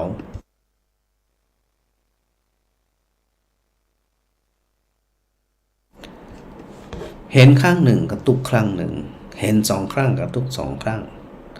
ไป3 ครั้งไปเห็นก็ทุก3 ครั้งทุกนักกว่าเก่าพอไปเห็นมันเขาเกิดความคลายตีพระอาจารย์ได้อู้ถึงในเรื่องของวิราคะคลายความบนห้องว่าสำรอกเนาะบนห้องว่าสำรอกความยึดถือว่าโอ้สงสัยไอ้น้องคนเนี้ยคงวิจัยไปเป็นอื่นละคงบ่วิจัยมาเฮาละอะไรมันเป็นยัง มันเป็นหยังก็ถือเหียว่าอันต่างคนต่างอยู่กันแล้วกันนะเริ่มคลายความยึดถือยึดมันถือมันตัวอุปทานนั่นเนี่ยเริ่มคลายพอคลายจนสลัดได้ก็เป็นเพียงแค่เปื้อนเกิดแก่เจ็บตายแต่อันนะมันยึดถือเป็นของเขาวันหลังไอ้หนุ่มคนนั้นน่ะไปหันแม่หญิงคนนั้นพูดล่อต่อกระซิกกับชายอื่นถามว่าจะโคตรจะมิ่งจะมืดก็เฉยๆบ่ยะหึงจิตกระเพื่อมใดเพราะจิตที่มันไปยึดมันถือมันนั่นเนี่ยมันบ่มีอันนี้หันภาพเหมือนกันนะสถานนะมันหันภาพตรงที่ว่าปกติที่เฮาตุกใจเศร้าหมองใจบ่สบายใจเพราะเฮาไปทึกทักเอาเฮาไปยึดถือยึดมันถือมันถ้าหากว่าสถาฝังที่พระอาจารย์ได้อธิบายถึงในเรื่องของสัญญาแต่ละข้อที่ว่ามานั่นเนี่ยเฮาจะมองเห็นว่ามันบ่มีหยังที่จะมายึดถือเป็นของเขาของเฮาได้เลยเฮาเกิดมาเนี่ยเพียงแค่เดินผ่านเพียงแค่ผ่านมาเป็นแขกชั่วคราวบ้านจองห้องหอก็ตามวัดวาอารามก็ตามทรัพย์สมบัติพระสถานหนึ่งก็ตามมันบ่เคยอันวิ่งตัวมันบ่เคยโหยหามันบ่เคยห้องหาให้หากับเจ้าของกับคนที่ทึกทักว่ามันเป็นของตัวเก่ามันเฉย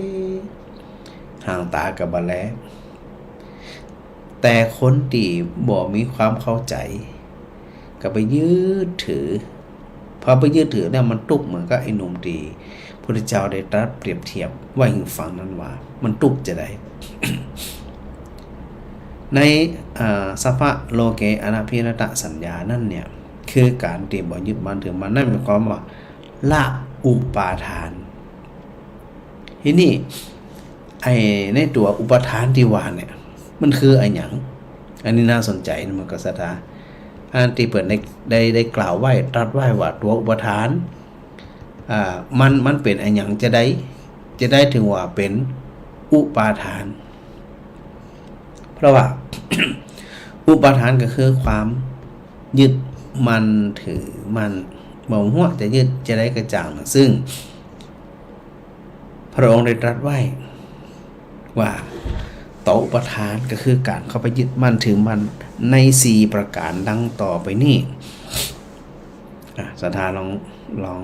ไตรตรองดูนะเดี๋ยวจะไล่ไปแต่ละตัวในสัพพะโลเกอนาภิรตสัญญาเนี่ยว่าเฮามีความยึดมั่นถือมันในส่วนใดข้อ1กามุปาทานหรือกามอุปาทานก็คือการเข้าไปยึดมั่นถือมันในกามคุณทั้ง5มีอย่างพ้องมีรูปมีเสียงมีกลิ่นมีรสมีสัมผัสหรือว่าโผฏฐัพพะการเข้าไปยึดมั่นในรูปก็ตามในเสียงก็ตามในกลิ่นก็ตามในรสก็ตามในโผฏฐัพพะก็ตามตีน่ารักใครตีน่าพอใจ อันนี้มุมตรงที่ว่า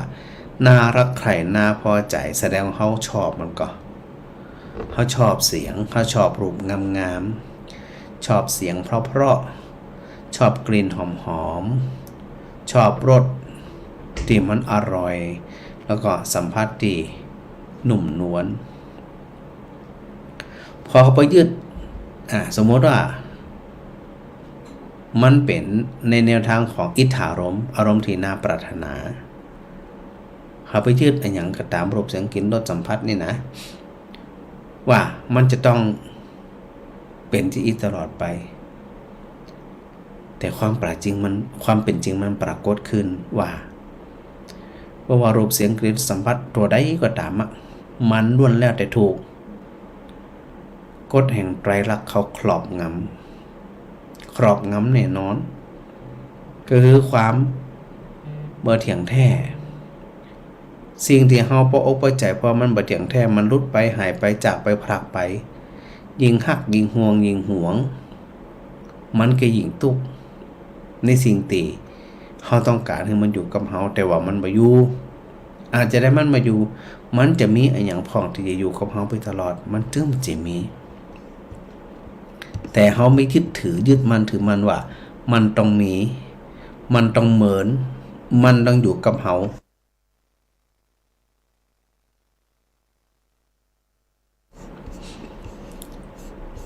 พอความจริงมันปรากฏเฮาทนบ่ได้ล่ะทนบ่ได้เพราะว่าเกยม่วนเกยงานเกยชื่นชมเกยสรรเสริญแต่สิ่งเหล่านั้นมันบ่มีแล้วเพราะทุกสิ่งทุกอย่างนั้นล้วนแต่เป็นอนิจจสัญญา พิจารณาใส่ใจถึงในเรื่องของความเปลี่ยนแปลงนี่ขนาดชอบตุกก็เอาสดาว่ามันตุกอ่ะ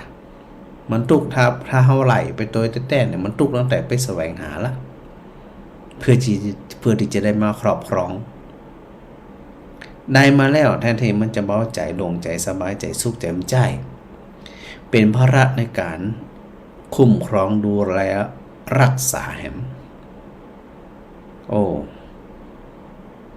กว่าหายกว่าลักกว่าขโมยกว่าโจร กว่าน้ำท่วมกว่าไฟไหม้นี่ได้มาแล้วสิ่งที่เฮาปรารถนามันได้มาแล้วมันใจเนี่ยหึงใจสบายใจเบาใจโล่งใจก็มันบ่ต่างกันอย่างกับตอนที่ไปตะเกียกตะกายแสวงหาเพื่อที่จะได้มาก็รักษาแทนที่มันจะเอาพอแล้วเฮารักษาดีละมันน่าจะสุขละมันน่าจะบรรลุต่อไปเฮาน่าจะเข้าใจที่อ่านมันก็แต่ความจริงมันใจตอนรักษาจะได้กระจ่างแต่สถาจะใส่อันตูนนิรภัยเป็นเล็กเป็นอย่างหนาตอนได้กระจ่างแต่สุดท้ายความจริงปรากฏก็คือการพลัดพรากมันบ่ไปจากเฮาก็จะต้องไปจากมันพระเจ้าตั้งข้อสังเกตไว้ว่าเฮาหันไปเข้าใจการเปลี่ยนแปลงในสิ่งทั้งหลายเหล่านี้เนี่ยอย่างชัดๆแล้วเนี่ยมันจะบ่อยากให้เฮาตุกใจต่อไปเพราะมันบอกเขาไปยึดถือถ้าหากว่าในมุมตรงกันข้ามคือจะได้คือสิ่งที่เฮาบ่ชอบรูปที่เฮาหันอยู่จังเสียงที่เฮาได้ยินอยู่กลิ่นรสสัมผัสแต่ละอย่างเฮาบ่ชอบทั้งนั้นตุกจะได้ถึงตุกเพราะวิภวะตัณหาสิ่งที่บ่ต้องการมีบ่ต้องการเป็นบ่ต้องการครอบครองก็คือต้องการมันก็ต้องการแต่ต้องการพลักไสไล่ส่งแต่หาว่ามันจะหนีได้ก่อนยิ้มได้พอตั้งสติบ่ได้พอมันเฮาอยากหนีมันน่ะมันจะได้กระจ่างถึงปะที่ห้องว่าเป็นโลกธรรมเนี่ยมันปะแล้วพระพุทธเจ้าบอกว่ากามุปทานการเข้าไปยึดมั่นถือมั่นซึ่งกามคุณทั้ง5มีรูปมีเสียงมีกลิ่นมีรสมีผัสสะย่อมก่อให้เกิดทุกข์ทั้งสิ้น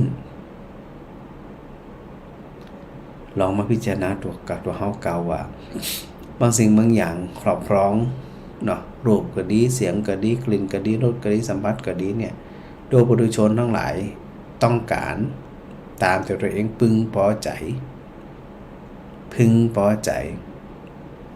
ก็มานึกตัวเก่าว่าบางสิ่งบางอย่างเนาะที่มัน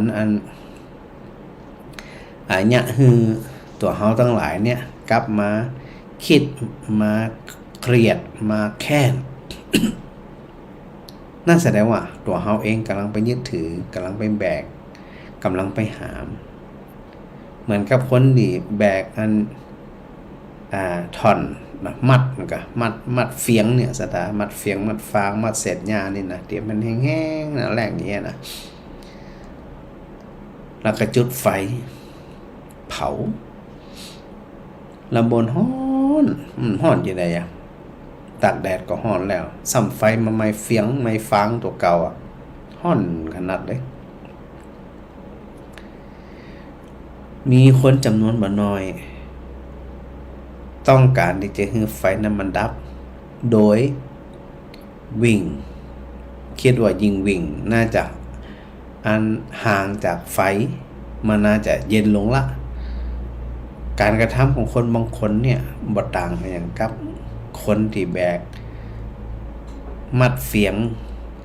ไฟไหม้อยู่บนใบอยู่บนไหลอยู่บนบ่าแล้ววิ่งทวนลมเข้าใจว่าไฟจะดับเข้าใจว่ามันจะเย็นลงเขาจะมองคนนี้ว่ามันเหงามันบัดลวกแทนที่มันจะโจ่งไปเหียกะ ก็บางครั้งเนี่ยในชีวิตของตัวเฮาเองเนี่ยมันก็บ่ต่างอย่างจากคนนั้นเลยนะคือบ่ฉลาดเนื้อเฮาจะคิดว่าเป็นคนเหงาคนสึงตึงก็ได้หลายครั้งเฮาเป็นแจมเพราะเฮาไปยึดถือคนนั้นนินทาคนนี้ว่าร้ายคนนั้นจะอันคนนั้นจะอีเอามานางกึดนอนกึดคำวันคำคืนทุกแล้วทุกแหมบางคนอยากให้มันหายอ่ะ ไปด่าปิก ไปขำบ้านเลยนะไปว่าสะใจสักคำแล้วด่าคืนสักคำแล้วไงเนี่ยมันบ่ต่างอย่างกับไอ้คนที่แบกมัดเฟียงจุดไฟแล้วก็วิ่งชนลมหรอกมันยิ่งโหมยิ่งตุกกว่าเก่ายิ่งฮ้อนกว่าเก่าวิธีที่พระพุทธเจ้าตรัสว่าทำไมเธอไม่ทิ้งลงไปล่ะโอ้โหปุถุชนทั้งหลายเนี่ยเขามักจะคิดว่ามันยากที่จะทิ้งเพราะเขากำลังแบกมันอยู่กำลังหามมันอยู่คือดีๆเนอะสถานเนอะโดยเฉพาะผู้เฒ่าผู้แก่เขาจะมีเวลาเหลืออีกต่อใดจะเมินจะบ่เมินจะได้เขาก็บ่ฮู้ช่วงระยะเวลาที่เขาอยู่จากนี้ไปนั่นเขาจะต้องโดยมันตันหู้มันตันไล่มันตันบ่ฮือสิ่งทั้งหลายเหล่านี้มากัดกร่อนใจเขาจิตเขาเป็นทุกข์มันเรื่องอะไรอย่างจากนี้ไปเขาก็เลยเวลาแห่งบัดเท่าใดล่ะแต่ละคนเวลาน้อยลงเนี่ยแต่ว่าอยู่ด้วยความหวาดผวากังวลเศร้าหมองหม่นหมองมาเขียดมาจังมาจังมาแจ่งมาจมจานจะอีเนี่ยบ่ไหวละพุทธเจ้าบอกว่าขวางไปเหียพอขวางเสร็จก็ตีประจานอุตะกี้เนี่ยก็ว่าสถาฟังธรรมะจากครูบาอาจารย์แล้วบัดนี้คืดหยังสวด ข้าจะนอนละข้าจะรับละรับสบายก็อันนี้ขนาดเฮาวางแป๊บเดียวมันยังสุกอ่ะถ้าเฮามันวางมันสวดมันทิ้งชอบกำเป็นยังก็ดีขอบคุณจังกำเป็นยังขอบคุณด้วยขอบคุณในใจนะดีละอย่างเฮาเนี่ยมีสติมากขึ้นนะระวังตัวมากขึ้นระวังใจของเราเองหนักขึ้นเขาจะบรรทุกกับเสียงทั้งหลายเหล่านี้แล้วมันก็หากเกิดจีใดเขาก็มีความสุขในสถานะดังนั้นควรปล่อยควรวางควรละควรสละทิ้งเสียซึ่งกามุปาทาน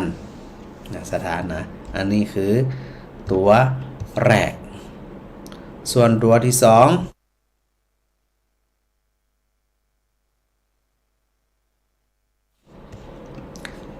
ทรงตรัสว่าทิฏฐุปาทาน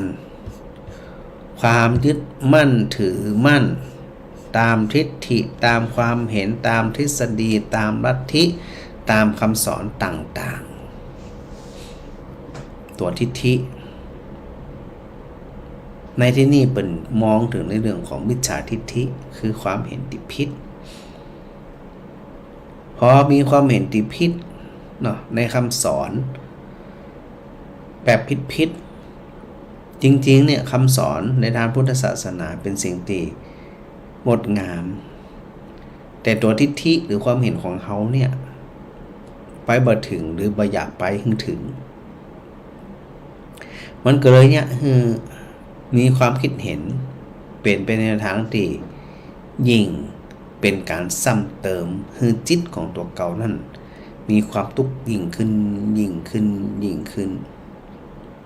ไปหลงเจือทิฏฐิหลงเจือทฤษฎีหลงเจือความเห็นเนาะของตัวเก่าผ่องของครูบาอาจารย์ผ่องว่าครูบาอาจารย์เปิ้นว่าที่อีเปิ้นสอนมาที่อีเปิ้นญาติที่อีถ้าผิดแผกจากนี้บ่ได้บ่ดีมันคึดเปิ้นฮ้องว่าไปยึดมันถือมันในความเห็นในทฤษฎีเพราะบางสิ่งบางอย่างวันเวลามันล่วงเลยไปแล้วบางสิ่งบางอย่างพอความจริงปรากฏขึ้นมันก็ควรที่จะทิ้งเลยแล้วที่พระอาจารย์ยกตัวอย่างจะขานกินเดือนเนี่ยอีกเกิงกินตะวันเนี่ยกัน ไปเคาะกระโลงเคาะหอกเคาะกองเคาะนั่นเคาะนี่เคาะเสาเพื่อที่จะให้อันราหูเนี่ยคล้ายเดือนคล้ายตะวันคล้ายพระอาทิตย์อันนี้ผมต้องว่ายึดมันถือมันในเรื่องของทฤษฎีในเรื่องของความเห็นว่าถ้าบัดนี้บ่เคาะบ่เปล่าร้องจะได้จีหนึ่งเนี่ยราหูก็จะบ่คล้ายจันทรุปราคาสุริยุปราคานะประเดี๋ยวนี้มันมีบนห้องเทคโนโลยีมันก้าวหน้าไปหันจากการตีโลกก็ตามพระจันทร์ก็ตามวิ่งรอบดวงอาทิตย์ซึ่งมันมีโอกาสอยู่แล้วที่จะพระอาทิตย์บังพระจันทร์มีโอกาสที่พระจันทร์บังพระอาทิตย์เพราะว่าตัวพระจันทร์เนี่ยหมุนรอบดวงอาทิตย์ณขณะที่หมุนรอบดวงอาทิตย์อยู่ตึงพระจันทร์ตึงโลกก็หมุนรอบดวงอาทิตย์แถมมันจึงมีโอกาสเกิดสุริยุปราคาและจันทรุปราคา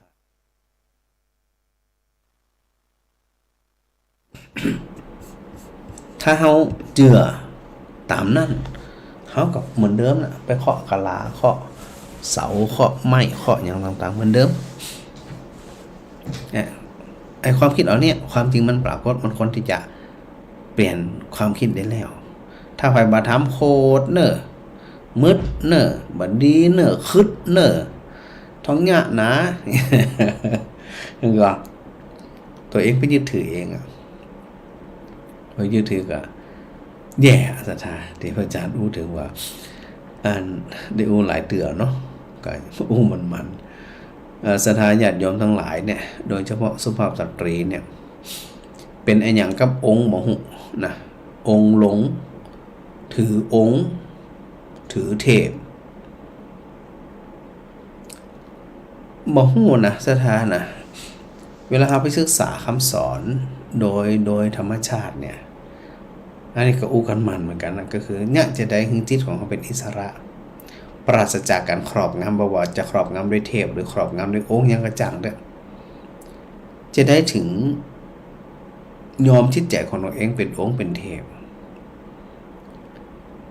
ไปหันแต่ละคนแล้วโอ้ยมาอูมาจ่ามาคุยเป็นที่เอ็นดูบ่มีความเป็นตัวของตัวเองอาจจะเป็นตัววัฏฐานอยู่หวานน่ะยึดถือเอาคิดเอากึดเอาหลบดูบางคนพาเปิดมีความเจ๋อว่ามันเป็นแต่นะ แต่จะได้กระจ่างเด้อตอนมันมีแต่แล้วตัวเฮาเนี่ยย้อมใจของตัวเฮาเองเป็นทาสกับสิ่งเหล่านั้นมันไปได้อย่างสะดวกได้ที่ยกตัวอย่างว่าอาจารย์เคยไปต่างยุโรปแทบจะทุกประเทศอ่ะในยุโรปนี่นะคนไทยนี่ชอบเนาะมาเมืองไทยเนาะ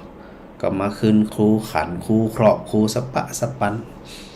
แต่ละคนก็มาครูบาอาจารย์ก็ต่างครูบาอาจารย์กลับไปแล้วพอไปอยู่ยุโรปเนาะมี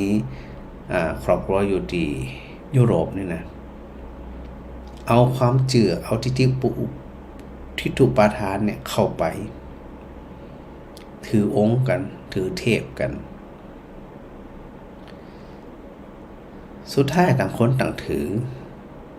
มันก็ก่อเกิดการยกตนข่มท่านว่าครูที่ตัวเองไปครอบมาจากเมืองไทยนั่นมีกำลังมากกว่ามีฤทธิ์มากกว่า หึ่งผลได้ดีกว่าแห้งกว่าแล้วไผ่จะไปยอมไผ่อะ จิตแต่ละคนมันบ่ยอมกันก็เลยเอาองค์มาเนี่ยมาอ้างว่าองค์ของตัวเองเนี่ยแน่กว่าหยังกว่าพี่เถียงหัวกันซะละมีเป็นสา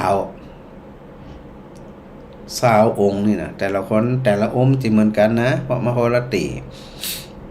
บางเรานี่มี77จังหวัดเนาะอย่างน้อยที่สุดก็มี77องค์ครูละ ที่เอามายึดถือกันนั่นนะเจมวนอยู่กันระหวาดระแวงระห้องระแหงด่ากันว่ากันยิงอันนี่ก็บนห้องว่าอย่างก็สงลงสำหายทะลงพร้อมกันในปัดโตเถียงกันด่ากันอวดกันเนี่ยเขาก็เลยมากึดอยู่เสมอว่าจะได้นี่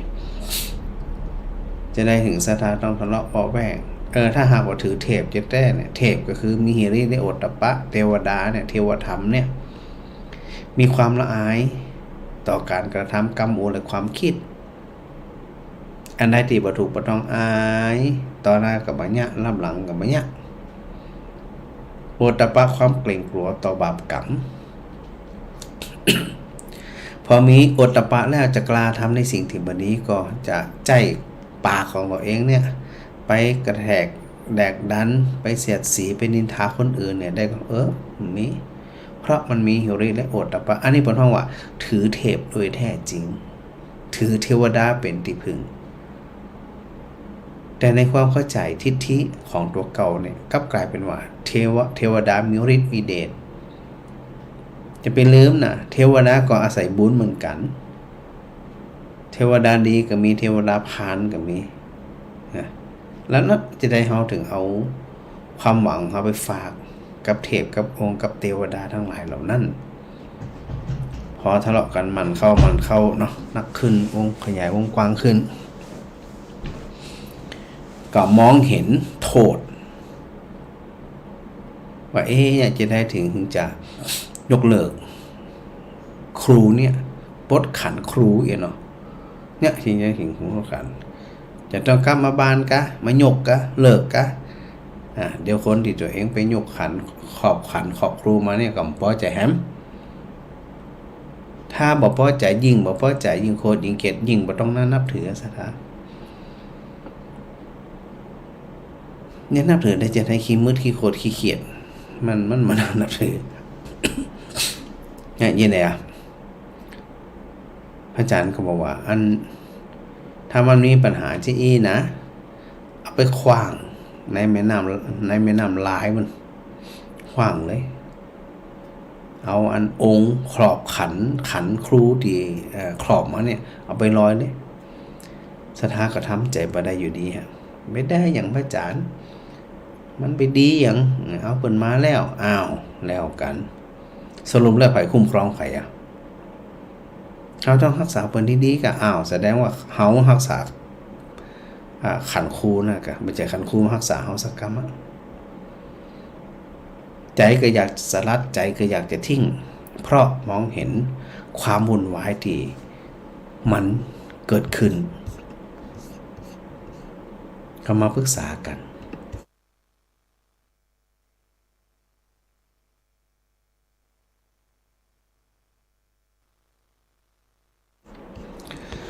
พอมาปรึกษากันแล้ว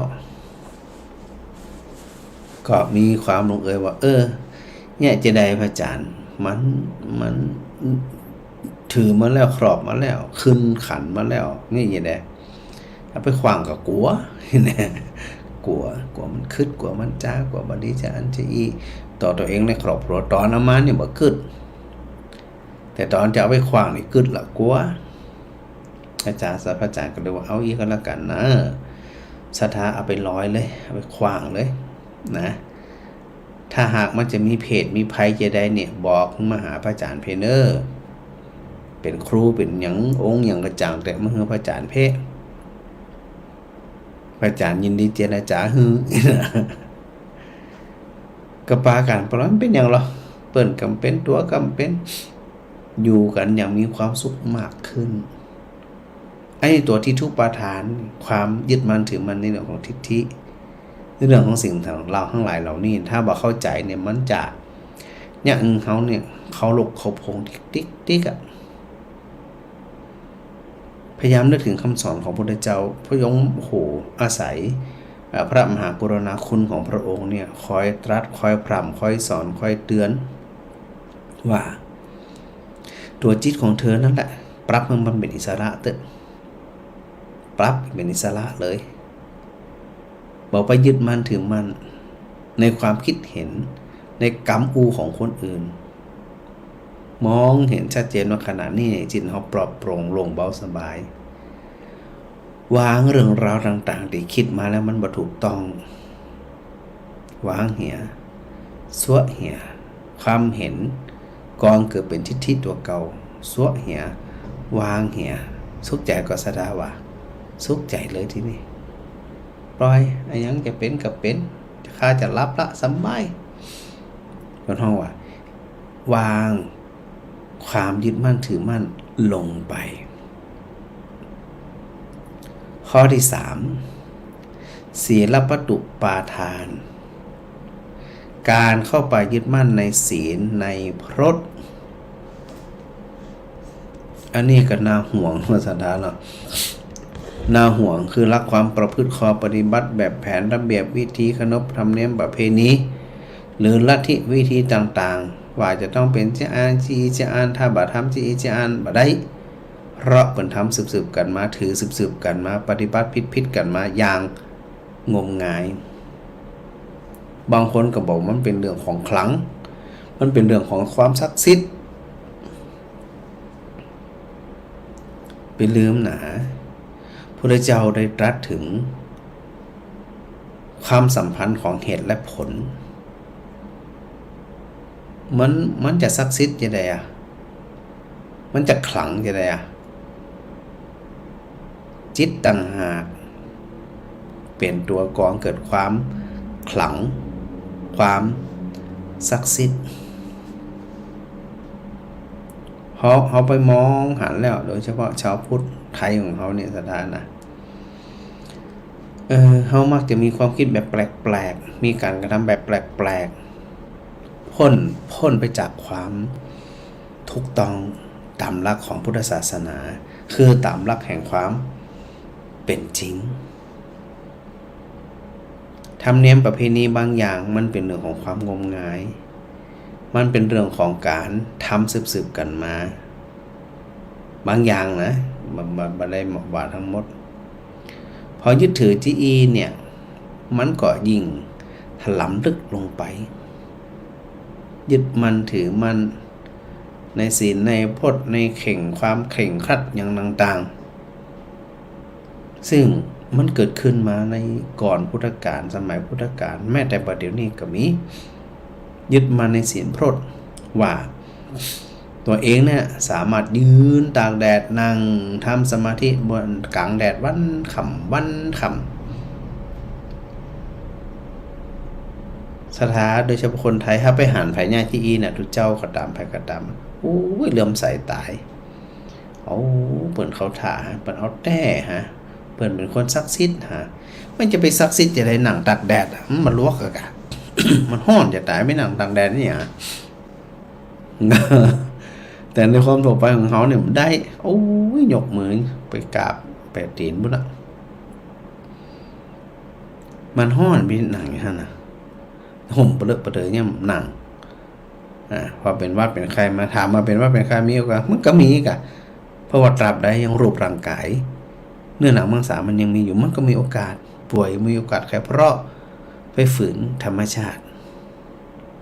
แต่สถานีชอบนะชอบประเภทเนี่ยเป็นเคร่งเนาะเป็นเอาแต้เนาะบำเพ็ญตบะเนาะคุณเจ้าบอกว่าตถาคตทำมาหมดแล้วล้วนแต่เป็นหนทางที่ผิดทั้งสิ้นตายเปล่าทรมานตัวเองตายเปล่า ตายไปเฉยๆตายฟรีๆเนี่ยซึ่งพระพุทธเจ้าได้ทำมาหมดสิ่งทั้งหลายเหล่านี้บ่มาใจจะพ้นทุกข์ได้จะเป็นคนที่มีจิตใจสะอาดบริสุทธิ์ผ่องใสแจ่มใสเป็นอรหันต์ได้ก็ต่อเมื่อไปเข้าใจความจริงแล้วก็วางสิ่งทั้งหลายเหล่านั้นได้นะพระพุทธเจ้าพร่ำสอนที่อีกพร่ำสอนแล้วพร่ำสอนแถมพร่ำสอนแล้วพร่ำสอนแถมไอ้หนุ่มต้องการที่จะไปแอลสาวสมัยแต่ก่อนเนาะบ่าวแอลสาวเนี่ยขาไปนี่ผิวปากไปหม่อนไปยังไปสนใจพอไปถึงบ้านสาวเปิ้นก็ถามว่าไอ้มาทางใดอ่ะมาทางนี้อ่ะฮะมาเส้นนี้กะไอ้มันกลัวกะกลัวหยังอ่ะไปเหี่ยวนั่นน่ะเอาล่ะข้ามาหมู่ว่ามันเป็นไปเหี่ยวมึงกลัวเสียงหยังดังมากับกลัวเสาะหามซ้ำมันเสียงหยังไงแต่ขาปิ๊กตั้งเก่าบ่ได้ล่ะสถาอ๋อเกือบเท่ากะไอ้ตีมันกลัวหยังกลัวปลาเหี่ยวกว่าความมืดรู้ว่าใจตัวเองโอ้โหนี่น่าห่วงนะสถานะน่าห่วงขาม้านี่ปิกตั้งเก่าบ่ได้หรือตอของปิกตั้งเก่ามีตั้งอื่นละ จะเป็นเส้นนี้ละขาสั่นทับละขายมาตัดนั่นเนี่ยไม่ได้ยินเสียงซึ่งสร้างบันไดนะหล่นหางจุกตุ่นเลยอ่ะตีเดียวกันนะขาไปจะได้เฉยๆแต่ขาปิกจะได้หวาดผวาเพราะไปเข้าใจว่าปลาเหี่ยวคือมีผีแต่ขาไปไม่ยังมีไอ้นี่เป็นของตัวสัญญาที่ฟังมาแล้วมันผิดมันบ่ถูกพิจารณาแล้วมันบ่ใจพอพิจารณาแล้วบ่ใจมันก็เฉยๆต่อหูบ่หูคนเข้าใจว่ามันก็เท่าอันปลาเหี่ยวก็เป็นที่เผาไม่มีอย่างนั้นนี่แหละคนบ่กลัวเข้าใจว่ามีความหมายจะผ่านวัดผ่านบ้าผ่านบ้านผ่านจ่องผ่านอย่างเฉยๆแต่กำลังอู้ถึงในเรื่องของศีลปตุปรามาส อู้ถึงในเรื่องของการยึดมั่นถือมั่นในเรื่องของศีลของพรตของธรรมเนียมประเพณีบางสิ่งบางอย่างซึ่งท่านว่ามันเป็นเรื่องความงมงายอย่างที่ไปไว้เจ้าแม่กวนอิมนะกะไปไว้พระพิฆเนศเนาะขอนั่นขอนี่ขอจบขอลาบถ้ามันขอเราได้นะสถานนะมันต้องยากการมันห่อนอีดมันต้องขออย่างเดียวปอถามมันได้ก็มันได้มันไปได้จะได้มันบ่ถามเหตุบ่มีจะมีผลเนี่ยมันจะไปได้จะได้สถานปลูกต้นไม้บ่ยอมได้หญ้าบ่ยอมพดน้ำบ่ยอมใส่ปุ๋ยบ่ยอมดูแลนั่งอ้อนวอนอยู่ขอให้ได้กินหน่วยได้กินผลได้กินหน่วยได้กินผลต้นไม้ผ่านหน้าแล้งไปมันตาย มันได้กินซ้ำมันจะได้กินจะได้มันแล้งน้ำก็บ่ฮดปุ๋ยก็บ่ใส่หญ้าก็หูบพระพุทธเจ้าทรงตรัสในเรื่องของเหตุปัจจัยพระพุทธเจ้าตรัสถึงในเรื่องของเหตุและผลเขาเป็นชาวพุทธในศรัทธามันต้องปรับหมู่เขาทั้งหลายแล้วว่าใจก็คือใจบ่ใจก็คือบ่ใจจึงมีส่วนตีเนี่ยหมู่คนไทยพูดของเขานี่ถูกหลอกกันเป็นประจำนะจะได้ถูกหลอกเพราะบ่ได้ศึกษาเรียนรู้ตามความเป็นจริงที่ถูกต้อง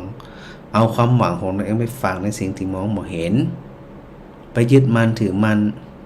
ในสิ่งที่ว่าสืบกันมาในคำนบธรรมเนียมประเพณีที่ปฏิบัติสืบกันมา มันต้องกึดได้แล้วมันต้องปรับได้แล้วเนาะอันนี้เป็นเรื่องของการยึดมั่นถือมั่นในเรื่องของศีลพรตบางคนเนี่ยบ่ฮู้จักศีล5บ่เคยสมาทานศีล5แต่รักษาได้ครบถึง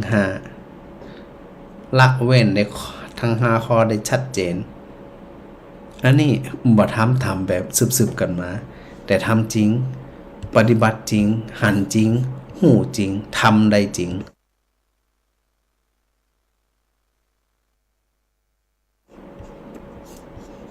ส่วนข้อที่4นั่นอัตตวาทุปาทานการเข้าไปยึดมั่นถือมั่นว่ามีตัวมีตนเป็นเขาเป็นเฮานะมีตัวมีตนเป็นเขาเป็นเฮาที่จะได้ที่จะเป็นที่จะมีที่จะสูญสลายถูกบีบคั้นทำลายหรือเป็นเจ้าของเป็นนายบังคับบัญชาสิ่งต่างๆได้บ่ามองเห็นสภาพทั้งหลายทั้งปวงเป็นเพียงสิ่งที่มาประกอบกันเข้าเป็นไปตามเหตุตามปัจจัยที่มาสัมพันธ์กันพระปัญจวัคคีย์ทั้ง5นั้นได้บรรลุเป็นพระอรหันต์เพราะไปเข้าใจซึ่งอนัตตาคือความบ่มีตัวตน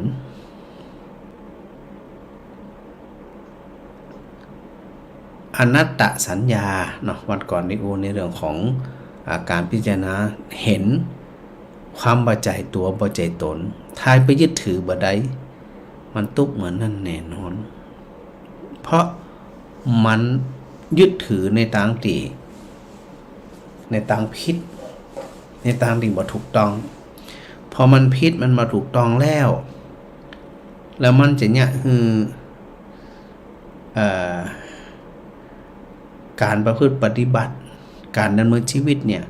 เป็นไปในทางที่ถูกที่ต้องที่ตรงมันก็บ่ได้พระปัญจวัคคีย์แม่ว่าเปิ่นเป็นพระโสดาบันแล้วศีลพัตตุปรามาสเบาบางแล้วละได้แล้วแต่ความคิดก็ยังฝังอยู่ว่าโดยสุดท้ายก็ไปสู่แดนสุขาวดีหรือโดยสุดท้ายก็ไปสู่ความเป็นปรมัตถมันไปอยู่ในแดนของพระพุทธเจ้าในแดนของพระโพธิสัตว์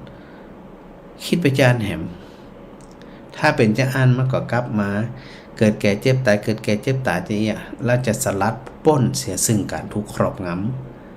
ำในโลกธรรมทั้งหลายทั้งปวงใดแบบใดเราทั้งหลายศรัทธาทั้งหลายได้คิดเนาะว่าการยึดถือสำคัญหมายนะว่ามีตัวมีตนจะมีจะเป็นจะสูญสลายจะอยู่จะนั่นจะนี่นะพระเจ้าตรัสอยู่เสมอว่ามันจะเป็นตัวของเฮาได้จะได้เมื่อตัวของเฮาเองยังบังคับบัญชาบ่ฮึ่งแก่ได้ก็มันได้บ่ฮึ่งเจ็บบ่ฮึ่งปวดบ่ฮึ่งตายได้ก็ได้ถ้ามันมีตัวมีตนเป็นตัวของเฮาแท้เนี่ย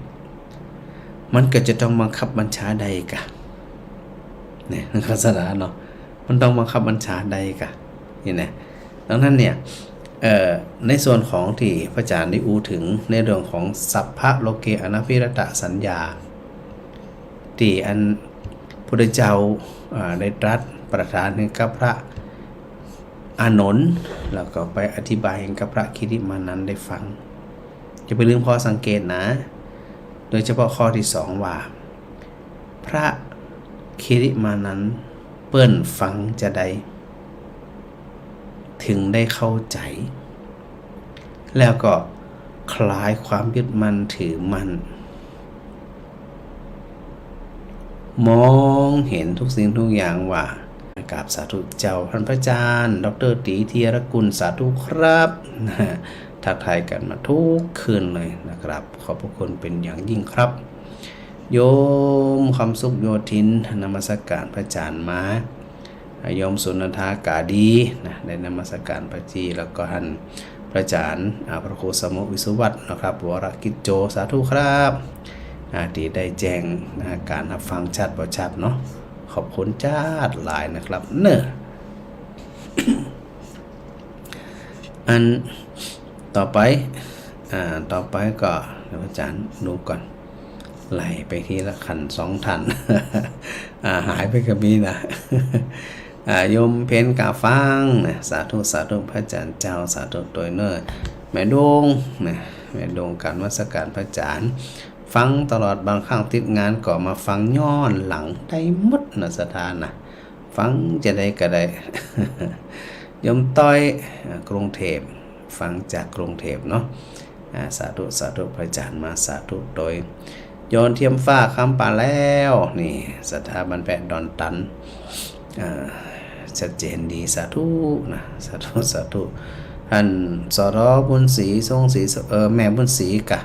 แม่บุญศรีทรงศรีสกุลกราบนมัสการพระอาจารย์เจ้านะอยู่พะเยาฟังแถวอยู่ชัดเจนนี่ฮะ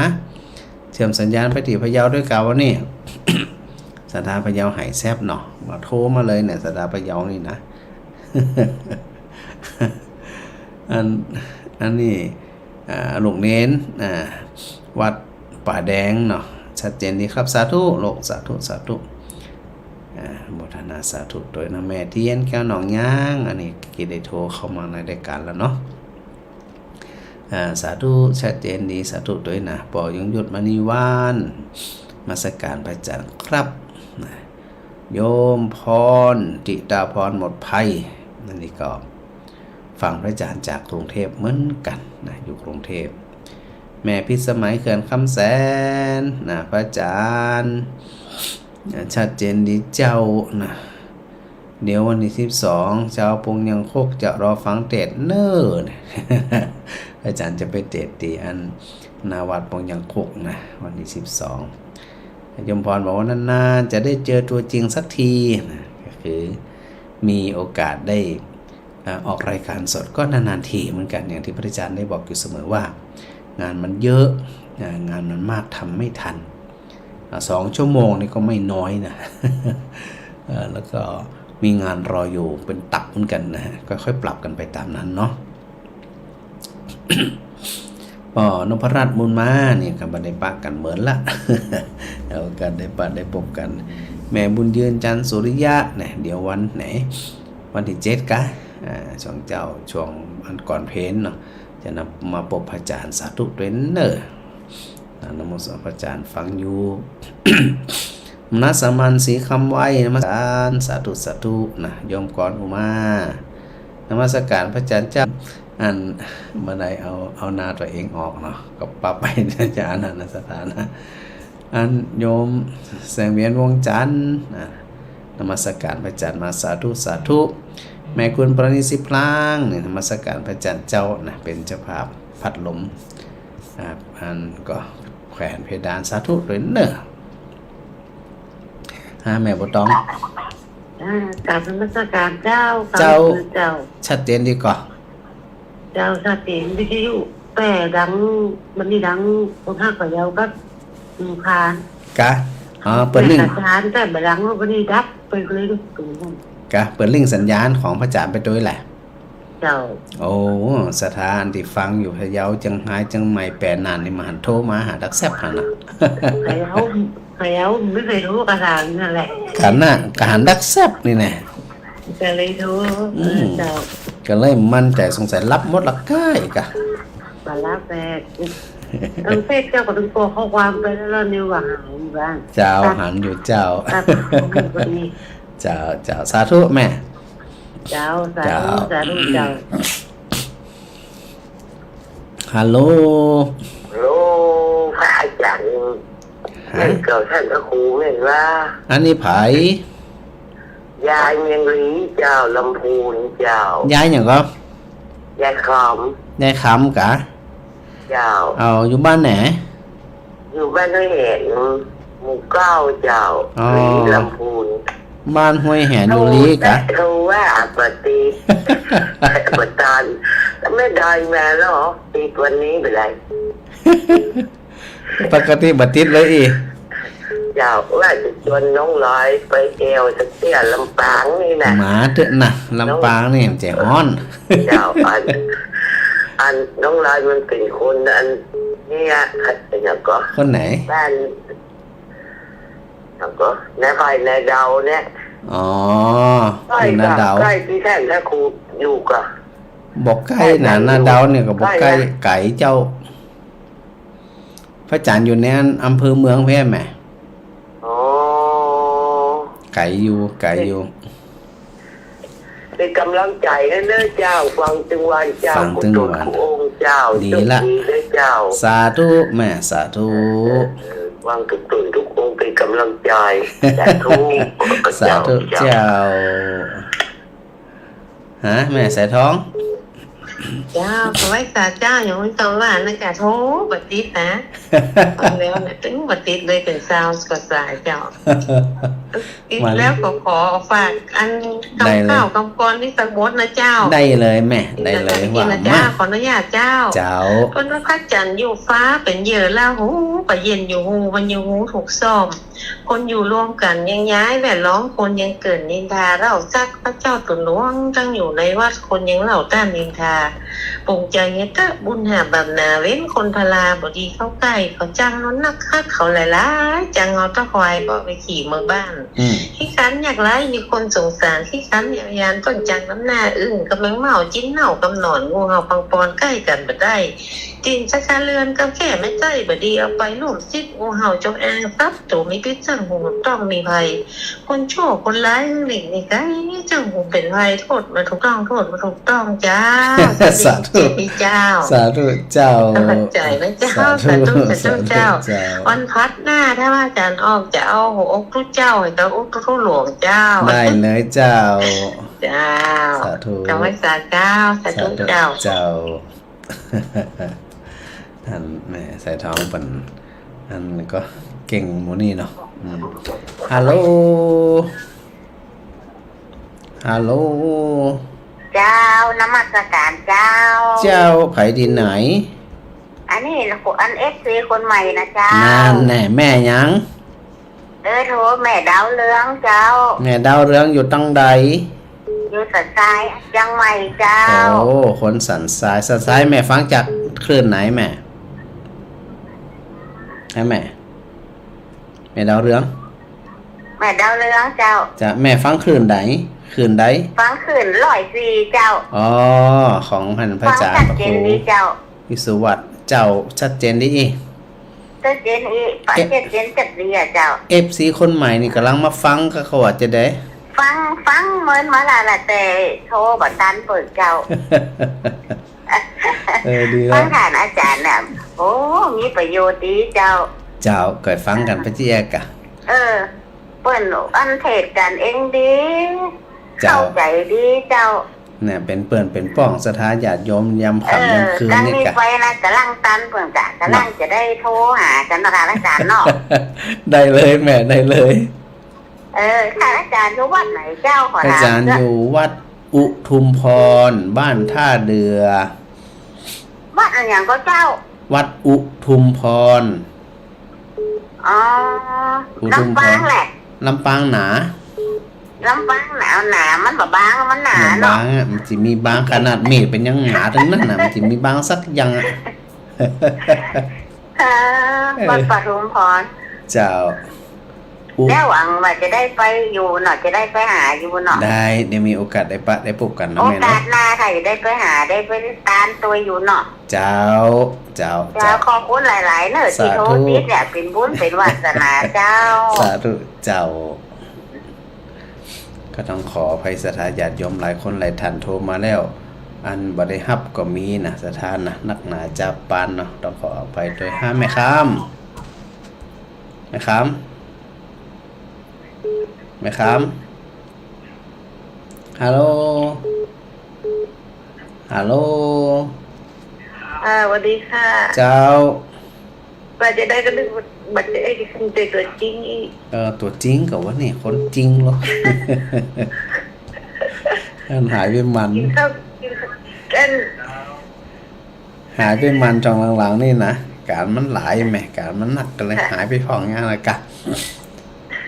สถาหายที่เจ้าก็หายไปนั่นนะกะ ซึ่งว่าหายไปแหมพี่ ปรับไปปรับซ้ายปรับขวาก็โอเคละ มันหอนพระอาจารย์เฮ้ย เจ้าเนี่ยอย่าได้มานะห้อนกายแต่บ่ห้อนใจจุ่มใจกระป๋อละเน้อ นี่แหละเจ้าสาธุแม่ เดี๋ยวนี้พระอาจารย์อยู่ไหนวัดบ้านเฮาหรือวัดปุ่น กุทุมพรเนี่ยเจ้า อ่า เจ้า หม่อนเป็นกระทะอยู่บ้านเปิ้นหม่อนเลยมันบัดที่เลย สถาจะม่วนอยู่ แต่พระอาจารย์ก็อยู่ได้เจ้า เคยอยู่ ไม่ไหว ได้ จะคิดจะไปเอววัดอันบ้านเฮาอยู่น่ะนะวัด วัดไหนศรีไรภู วัด มิ อันที่วัดอย่างก็น่ะปฏิไอ้ภูมิอ่ะ ได้เลยไปไหนก็ได้เจ้าอาวาสก็อยู่หลุมบุญ ใช่ไปเลยไม่จะโทรไปหาก่อนนะ ได้เลยแม่ ค่ะ เจ้าสาธุสาธุสาธุเนอะ เจ้า เจ้า สาธุ เจ้า สาธุ เจ้า สาธุเนาะ ฮะแม่4,000ขาใจสถาสันซ้าย เอามาได้รู้จักเหมือนนึกว่ามันมีบุญแล้ว นึกว่ามีมูลแล้วไอ้เนี่ยเหมือนละได้ปากกันเนาะ กูตั้งแต่เช้าแล้วนั่นเนี่ย มันดึงยากหน่อยหนึงเพราะว่าสายมันนั ข ก ณะ เจ้า ที่ฟังเทศน์เมื่อวันดี เจ้าก็ไปเครียดมันเนี่ยหยังโอ้ยชีวิตของคน มัน เฮา ได้ฟังว่าไปงานข่าวดำมาอยู่นะ กะเป็นอย่าง มา ละ ถึงเปิดวิทยุเลย โอ้เจอพอดีเลยว่ะ ดีละ โทรกับปฏิง่ายๆ โอ้เนี่ยเป็นว่าธรรมะเนี่ยมันหายากแต่เลยเนาะ อยากแต่ฟังทีนิดหน่อยเดี๋ยวเพิ่นจะตัดรายการแล้วแม่อยู่ดีมีสุขเน้อ จะดีเอาทำแล้วจะดูนักกรรมเดียวเนาะ เป็นอย่างที่โทรมาใหม่วันหลัง เลยโอ้แต่ถึงไปทำแล้วเนอะขอบคุณเจ้า เจ้าสา สาธุ ธุ เจ้า สาธุเจ้าหมดเวลานะสถานะเลยเวลามาหำซ้ำเดี๋ยวเป็นตัดเข้ารายการก็ต้องขอโมทนาสถาญาติโยมนะจะไปเริ่มฝึกจิตของตัวเองให้มีความแกล้วกล้าอาจหาญฮึกเหิมอยู่เสมอเราก็กราบขอบพระคุณครูบาอาจารย์ทุกรูปนะครับถวายความเคารพครับผม